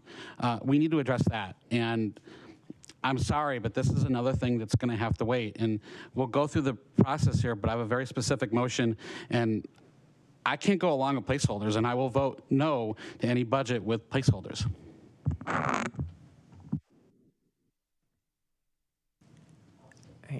I'm gonna try and put this together, and then I'm gonna hand this back over to you. What I actually hear is idea E, which is none of the above. The idea that, yes, there is interest in exploring this. We don't know what exactly we want. We don't know exactly how much we want to spend. There's a lot of concerns about what it should include, what it shouldn't. Discomfort about identifying a number and holding it specifically. To be fair, this is a delayed project, which means you probably wouldn't hear much more about this until the November, December at the earliest. The reality is that even if we come back with a great plan and you say, that's awesome, go do it, we probably can't get it done at that capacity during the FY24 fiscal year. So if it makes more sense for Amanda to not necessarily do nothing, but to continue to the discussions, as she says, look into it, maybe zero in on a few more details, a better idea of budget impact, so that when we come back and have our budget retreat in February, we can talk about real numbers, real project ideas, not concepts. If that makes more sense, again, it doesn't necessarily mean do nothing.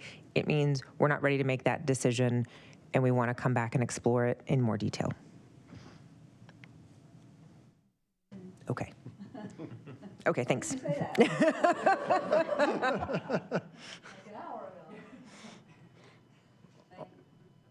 All right, so back to this slide, just to make one point, just to make sure there isn't any confusion later when we're doing motions. None of these projects, none of these funds are represented anywhere in the tentative budget. They're not placeholders, they're not anywhere. They're on a slide showing you what came out of the proposed budget. So, moving on. So as far as capital projects fund as it stands in the tentative budget, there is $6.6 million budgeted in the capital projects fund. You can see the breakdown on the left between public works and community services. And then the breakdown on the right is the funding sources. The only portion that's coming out of existing capital project fund balance is $2.8 million. $35,000, as you heard earlier, is for the downtown restroom project for design, $35,000. And then the special revenue, $3.8 million, all grant funding, either flood, McDOT, or MAG, or somewhere else, not us. So I just want to make that very clear. There's not $6.7 million for something else. So on to the projects that are included in the tentative budget. Again, everything that you've seen before. There was a slight change in the second community services project, P3036. That increased $35,700 from what you saw at the proposed budget. That is to pay for transportation of the shade structure at the American Legion to Shade and Net, their work to recover that, repaint, and then transport it back to Desert Vista Park. So that's the only change as far as that goes. Everything else are the numbers that you saw at the work session. Any questions there? Madam Mayor, Director Pock, to get the $37,000 to transport the shade structure?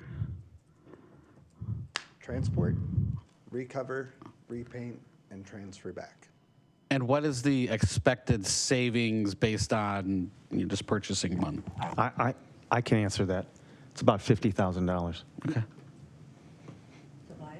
Yeah.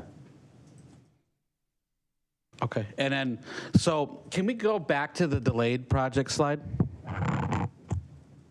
So this is one that, I don't know if how much of what I'm going to say is actionable, but I think it's poignant. So I see a lot of things in here that will protect our infrastructure, things that would be fiscally conservative, yet something that really sets us up for the future. I see a lot of drainage improvements. I see some infrastructure repairs. I see a lot of these things that are being delayed that are important, that may not be glamorous, but are, when we ran for these offices, we talked a lot about needs and wants.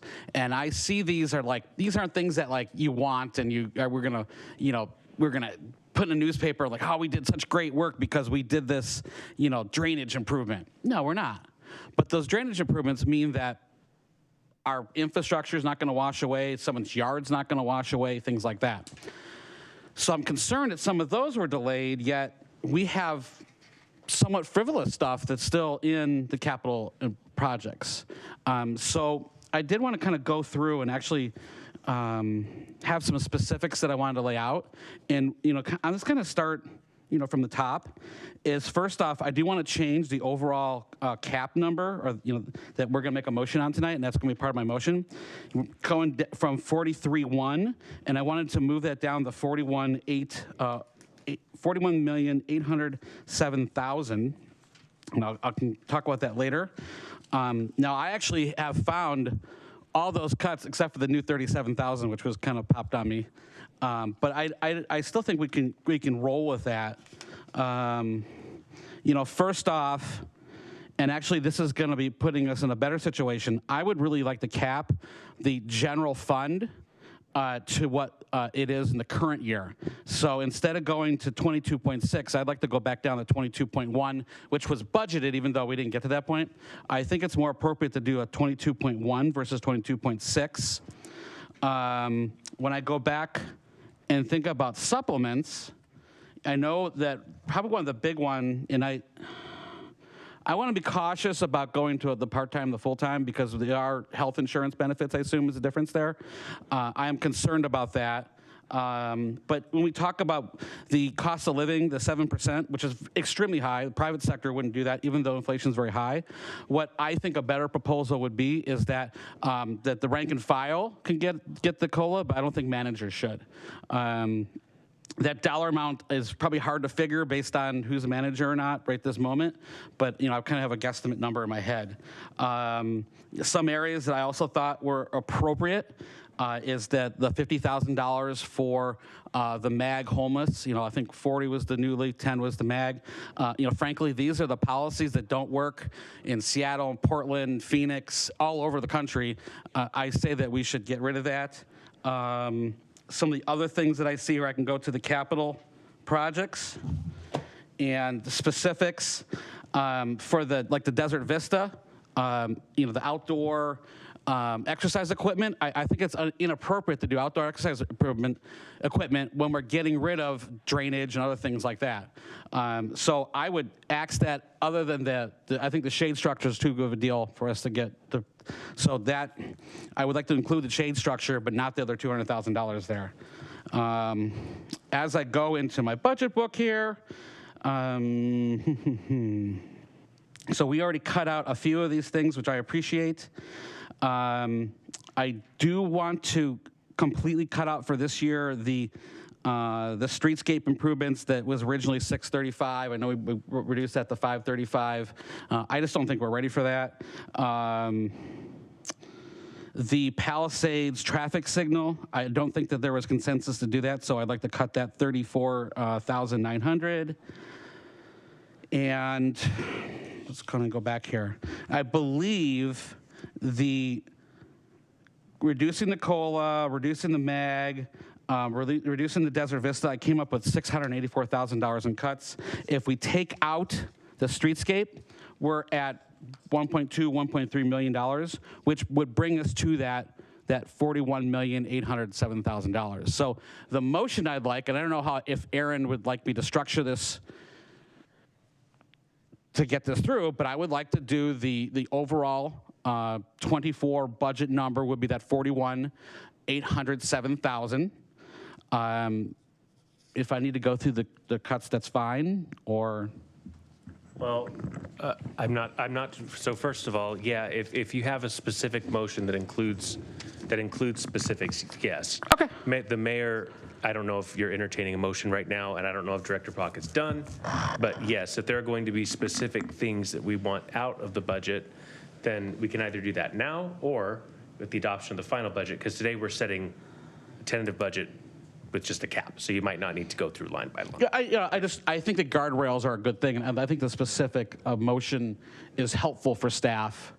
You know, it's just like when I'm Bull, I'm not as good as a councilwoman here, where I need the bumpers, and I think it's wise to give staff guardrails whenever possible.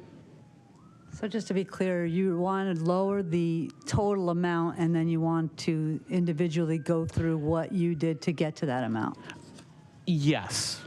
And you want to do that now, or just do the well, amount? it's yeah. I mean, it's not that detailed. I mean, there's just a few things here. Well, okay. I mean, if you're going to go through each thing that you want, then we're going to debate each one of those things. If you just want to go with the amount, then we'll figure out. I think it's appropriate to have staff have direction. Can I say something? Vice Mayor? I disagree. I would like you to present and state which ones you don't want so that we can think about it and look at it and come back and have a more informed, intelligent decision about this. For example, the homeless money. I totally disagree with you about that. Homeless is rampant in Phoenix, and Fountain Hills is not exempt from that. This is like, we don't have the facilities and the staff to address homelessness. And if we did, it would cost more than $40,000 or $50,000. So to donate $40,000 to New Leaf and $10,000 to MAG is, given what we get back from that, is exponentially, you can't even put a dollar amount on that. We deal with MAG, they have so many more stakeholders that they're dealing with. Every single town and community donates money to this from this. I do not think it's appropriate to exempt Fountain Hills from that, because we don't have the huge homeless population that other towns does. It doesn't mean we're not going to be affected by it. As far as New Leaf doesn't just address homeless. It addresses across the board so many things that affect the communities. We have the men's shelter down there that's, 11 miles from us? $40,000 alone helps that. They address domestic abuse. They address after-school care. If you look at their website and really look at all the services that they provide, again, $40,000 doesn't even come close to being able to provide for that. So I think it's negligent on our part to not donate a reasonable sum as $40,000 or $50,000 to those entities. As for the other things that you want to debate right now, I don't want to debate them right now. I really don't. I would like to be able to sit down and think about what you're proposing, do the math myself, and come back and then talk about them. Thank you. Councilman Skillicorn, you might fall out of your chair, but I actually agree with you. I realize I'm not going to win the battle on the downtown thing, but I'm right there with you, and here's why. With organizations like A New Leaf, I'm sure they're fantastic, but we are not a charity, we're a government, and to give $40,000 or $50,000 in charity, which is more than I make in a year, seems a little irresponsible. Furthermore, Phoenix has made it very clear that they're not equipped to deal with their homeless problem, so why would we follow in their footsteps to try? Moving on from there, the capital projects that you mentioned, I would agree with you. I think that there are certain ones that we can make a priority in this year, and if that's a number that we're realistically able to get to, then I support your motion. I'm just going to share that regardless of what number is adopted tonight, whether it's a reduced number, whether it's a number that's shared by Director Pock, if we adopt a reduced number, we need to find those cuts because we can't change it later. So for instance, if we adopt the number that's proposed and don't discuss how we got there and come back at our final adoption and we decide, you know what, we still want to leave these two things in, or there's not consensus, we can't add them back in. So keep that in mind. I understand that it's late and I understand that that's not a popular answer, but understand if we adopt a lower number, those cuts have to be found. You cannot add them back later. So I just want to make sure that everybody's aware of that. Thank you. Councilwoman? I feel like we already went through each and every one of these projects and had very serious conversation about each one of them. Sure, a couple of them we probably blew by a little faster than some of the others. So I am a little surprised that now all of a sudden we want to delete some of them. And that's all I wanted to say. Thank you. Madam Mayor, if I could just respond to that last little, and Councilman Kasabuski, I appreciate that. That sounds like a surprise, but I think it's a little surprise that there's some things that are being delayed that I think that were important capital projects, and to find out things that were not as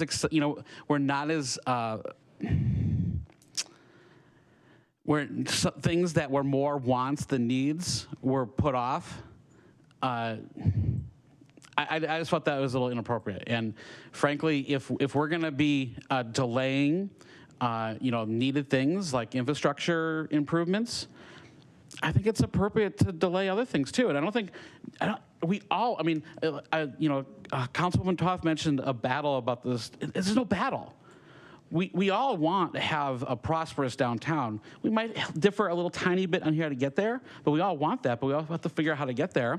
But we also have to remember that, we have a $50 or $60 million backlog in our streets. And what I saw here was not roads first. I got to fight for roads first. And any money that's left over, we can apply that to streets and roads. And even if our roads department can't utilize that, right away, that just puts off having to borrow later. And I would love to get ahead. Instead of being behind, let's get ahead. And then when we're ahead, then we're going to find ourselves in a prosperous situation where we can do all this neat and exciting things and really have a beautiful gem of a town. But we got to take care of the basics first. That's all. Go ahead.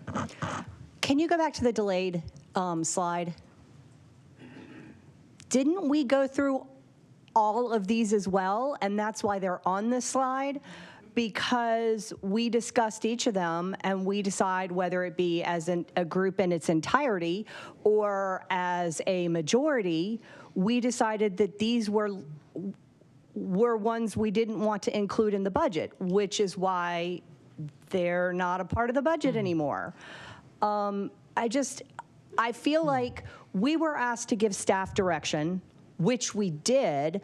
Now all of a sudden we're trying to redirection them when we had this conversation very detailed, I feel like a month ago, but I really couldn't say specifically.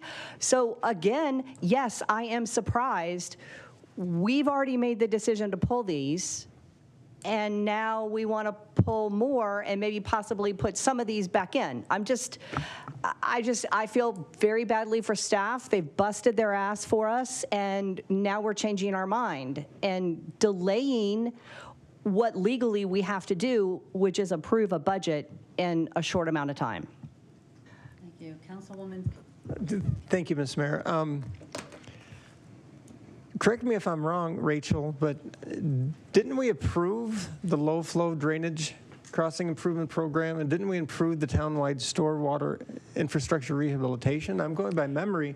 I think we approved those, but because we needed to reduce the cap by $3 million, those were subsequently deleted. Is that correct? You are correct. So but keep in mind, they are not deleted. They are simply delayed, and that is delayed. Excuse delayed, me. exactly. And Right. it is simply a result of we have the money. We have the money available. We could go do all of these projects, but the state says you can only spend this much money. So while we have it, we can't spend it. But I'm trying to explain this juxtaposition between Sharon and Alan, because we actually did approve these, but they were subsequently cut, and so it's lending confusion tonight. Well, let me add one other piece of this that was mentioned, but I'm not sure that it got caught, was that these were the ones that were recommended per staff. So when we came together and said, hey, we got to find $2.8 million to delay, actually, we started with what we sort of threw out there and said, you know what, it's better to ask the staff that are implementing these projects. They know better than we do as to which ones can be managed. Which ones could we get done with only 6 months' notice? If we come back in December and say, hey, things are looking good, go get these delayed ones going, which ones could we actually still get done in a year, in the back half of the year? So that's where Justin and Kevin came in and looked at these and said, if we're going to delay, these are the ones that we would recommend for whatever reasons. And again, it had to do with ones we could live without, ones we could delay, ones we thought we could still get done in a timely fashion. And I'd be happy to let them chime in if they choose to. But these were recommended from the staff perspective for the delay. Councilmember? I don't know who's on. Oh, I just got a real quick thing. With the drainage and the infrastructure, I thought we had a lot of grant money tied up in that, and that's why I think we voted for them, because we were paying out pennies to get millions of dollars worth of grants. Madam Mayor, council members, I will just speak in regards to Public Works. What you see in front of you is difficult decisions made by calculated risks.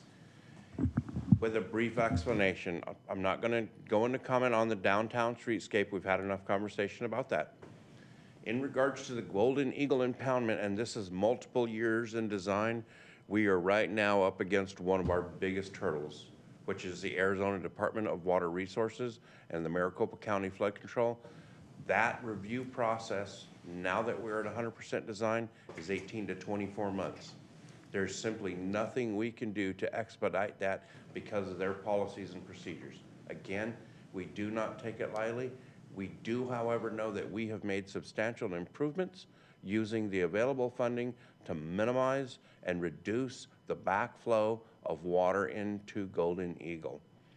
The town-wide storm drain infrastructure, the inventory is primarily complete. However, having an engineering firm with expertise in how we should best preserve, in some cases, 50-plus-year-old metal pipes has proven difficult because of the small dollar threshold. It's a lot of money to us, but to these multi-billion-dollar companies, what they want to do is show you a picture of what you could do for $150,000, no real direction. Again, I won't go through each one of them. In regards to the low flow drainage, we believe that we have adequate time for planning and design on that in the latter part of next year and most likely into the following year because of the way the process works for those grants and the design to arrive there. The rest of them, in regards to lighting and the lockers and the wayfinding is another challenging subject matter where we received a set of documents many years ago. We set it out to bid and we got 3 different types of bids, but because there were no structural calculations and the materials called out were abnormal We had to start that process all over. It's in design, and we're Right. going to accomplish that goal. We do not believe we're going to be ready for installation again until the latter part of next year. The one at Saguaro and King Street, which is a backwatering issue. Water stands in that intersection after storm events. It does eventually drain, just not at the rate that we would like it to. Again, delayed, not canceled, simply delayed, and that allows us more time to focus on what we can accomplish and plan for these in the future. And just one other question then, would these delays affect the grant money, or would that grant money still be available? Madam Mayor, council member, the grant will still be available. Okay. So this mayor council has made a commitment to that grant, and we're not canceling that tonight. We're simply stating that we have that option in the latter part of the year, and we'll begin to prioritize these based on the available budget that we could spend and also grant opportunities. At any point in time, we may return back here and ask you to allow us to defer or delay something else to address one of the priorities where grants included.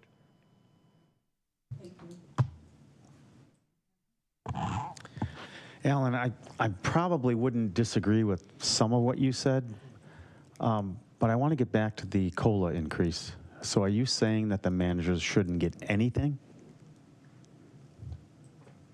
I'm not for that, just so you know. I think we need to take care of our employees. We're working with a lean staff now, and these managers direct our staff and they direct our town. I think that that's important.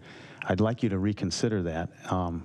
If you have a number that you want to reach, I'm sure the staff can come up with the cuts necessary for the other things, and we come up with that number. But I think that taking care of the staff that runs our town is really important, to me anyway. So I feel pretty strongly about that. So I want you to think about that, and I wouldn't be for that part of it. Yeah, and I know that Manager Goodwin wants Kevin to talk about some of his projects, and I want to make sure that that doesn't get lost. I just wanted to give a little bit of maybe some help in seeing where we can get this conversation moving forward.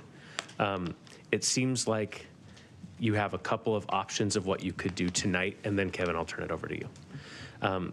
The first would be to adopt the budget as presented by staff at the number that's directed by staff, and subsequently, when at adoption of the final budget, right, come back and start to whittle off items. You can do that. And don't forget what Manager Goodwin talked about, that whatever number we set tonight, if we adopt a reduced number, it cannot be increased legally. So it may behoove the council to adopt a higher one tonight and come back and approve one at a lower rate. That's option one. Option two is what Alan is suggesting, what Councilmember Skillicorn is suggesting. And after Kevin finishes, my suggestion would be, if that's what we're going to do tonight and go line by line, we need to get started and go through, here's this project, do we want it yes or no? Here's this project, do we want it yes or no? Because if we don't start now, it's going to be tomorrow by the time we say goodbye.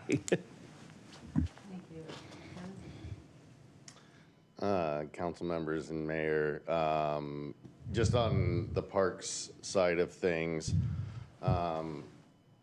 when we started talking about deferring and moving back our timeline, the sidewalk replacement, we've done several this year, and we're doing them right here at the end of the year, so it's pretty easy to know that 5 or 6 months down the road, we can start that back up. So that was a real simple one to put in here as a deferred for later this year. The other one is for the Fountain Park improvements that we talked about around the splash pad area. We're not going to do that until we're done with the splash pad anyway, and so that made it easy to put that one on the list. So that's why those two are on the list. As far as our commitments to doing the improvements in parks, the Desert Vista one was done as a 2-year program, and so we've designed and started the build for a 2-year program, and relying on that money to be there. Having the shade be there, but not anything to put under it, around it, is just going to be a shade structure, and in the middle of nowhere. And so that makes that a difficult thing to take on as well, because it's going to look like we didn't know what we were doing when we put a shade structure out with nothing under it or a way to get to it. So I think, that's something that I would encourage you to think about when we do multi-year programs.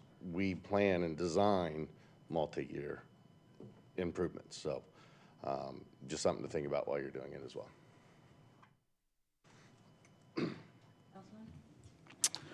There was a couple, Madam Mayor, there was a couple questions that were made. I mean, I start just looking through it very quickly.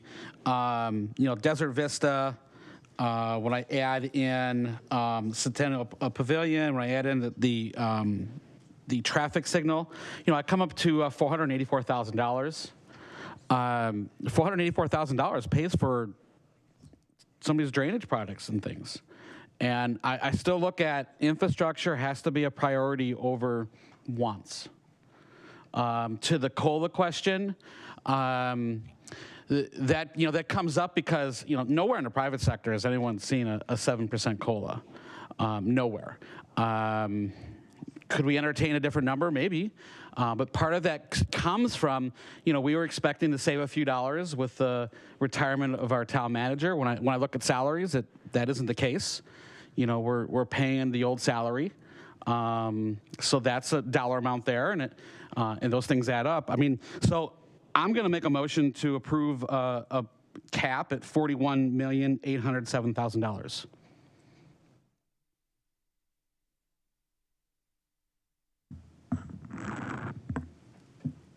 I don't think there's a second for that. Aaron, did you have something to say? No? Would someone like to move the amount that is in the agenda? 43.1, I think. Make a motion for it? Is that what you're saying? Yeah. Okay, where is it right here? Staff recommends adoption of Resolution 2023-14, and I make a motion for that. Thank you. Is there a second? Second. Roll call, please. Councilmember Calavianakis. Aye. Thank you. Councilmember Skillicorn. No. Councilmember Toth. No. Councilmember Grzybowski. Aye. Councilmember Friedel. Aye. Vice Mayor McMahon. Aye. Mayor Dickey. Aye. Thank you. Thank you very much for all your work. Appreciate it. We have a couple more items here. One Oh, second. sorry. Thank you to the staff for taking time to explain the delayed projects. We appreciate it. Next is our HVAC system cleaning purchasing agreement. Justin? Madam Mayor, council members, excellent discussion tonight in regards to things that have been delayed or deferred. This subject matter of these chillers is one of those. Multiple years, the maintenance and or replacement or repair of these critical chillers to our infrastructure that not only address the town hall, but the community center and the library. They're still functioning, but they need extensive work and repair. We are fortunate enough that the county went out for bid for this type of contract. This vendor has agreed to extend those terms to us and has worked with facility staff over several months doing extensive investigations and explaining the process and providing some estimates on not only what we need to do now, but what we're going to need to plan for in the future. What we're asking for tonight is the approval of this contract primarily for the cleaning of the chiller equipment and the towers and some additional work that was previously scheduled and delayed related to the HVAC system for the town hall campus buildings. If you have any questions related to that, I will do my best to answer them. We didn't have any cards, do we? We don't have cards for anything anymore. No, No, Mayor, we don't have any more cards. So I'll make a motion. I'm sorry. It was the budget. They were just in support of Amanda's avenue enhancements. You had them here. Nobody wanted to speak. It was just your cards. I'll second it then. Okay. Okay. Councilwoman? I'd like to move to approve the cooperative purchasing agreement C 2023-073 with KM Facility Services for HVAC system cleaning services in the amount of $66,000. I second it. Thank you. Roll call, please. Councilmember Skillicorn. Yes. Councilmember Toth. Yes. Councilmember Grzybowski. Aye. Councilmember Friedel. Aye. Councilmember Kalavianakis. Aye. Vice Mayor McMahon. Aye. Mayor Dickey. Aye. Thank you very much. I figured you were next. Madam Mayor, council members, this one is a little bit more challenging. When we come to the Mayor and Council and we ask for permission to apply for a grant, we used the best managing and practices available for estimates for our capital projects for grant funding. In this particular case, we even added an escalation factor in there that honestly I believed was too high, and we would be above the numbers for these two capital projects when they came in. I was wrong, and I admit that. I made a mistake. When we put these two projects out to bid and the numbers originally came in, I had to go back and check the quantities and make sure they didn't bid it twice. We've done all of that work to make sure that the numbers are accurate, the plans are correct, and so tonight I'm back to ask you, literally with my proverbial hat in hand, to allow us to spend some additional funding, which 75% of that funding will be reimbursed by the county and 25% from the town. Again, these two projects were deemed essential and critical and a priority by the Mayor and Council. We have followed the instructions from the Mayor and Council to the best of our ability. We're at 100% design. We're ready to go to construction. We just simply need the additional funding for the project on Grande to install a drainage channel out of concrete, and additional funding for Deuce Court to make the complete the installation of the drainage pipe over there. You see all of the numbers in front of you. I can certainly go through them one by one if you would like. We're good. The total is like 160,000. The total of both is like 160, right? And I'd like to point out just one thing. I'm asking for an owner's allowance in here for a reason. In the past, especially in this community, dealing with mature infrastructure, we have discovered things as we begin to excavate. So the owner's allowance I'm asking for in here is just to cover those unknowns. In the event that everything goes smoothly, we're hoping and planning for the best, we have a little bit of budget authority. Please note, that money will not be spent if it is not needed, and it will simply remain in the capital fund for other uses. You're welcome. Madam Mayor, I'd like to make a motion to approve additional funding for D6062, D6063, and the third amendment to the professional services agreement with NFRA. Second. Thank you. Roll call, please. Councilmember Toth. Aye. Councilmember Grzybowski. Aye. Councilmember Friedel. Aye. Councilmember Kalavianakis. Aye. Councilmember Skillicorn. Yes. Vice Mayor McMahon. Aye. Mayor Dickey. Aye. Thank you. Thank you, Justin. Legislature's been out for a couple weeks. They won't probably name somebody for both of those vacant slots until the 8th. The county supervisors aren't meeting until then, so not much to report there. Anybody have anything they want to say on that one? Council discussion, direction of town manager. We heard, about the garden. So we need to follow up on that. Community bridges. Was there anything else? I don't think there was, except for obviously the rezone and all that. Future agenda items at this time? Madam Mayor, No, we only have 3 more meetings. What? I would like to have a agenda item for the community garden layout and the shed. I think it's appropriate for the council to discuss it. Okay. I'm not sure our role in all that, but I'll definitely follow up, and if we have a role, we'll put it on. Anything else? Okay. That's it. Then we're adjourned.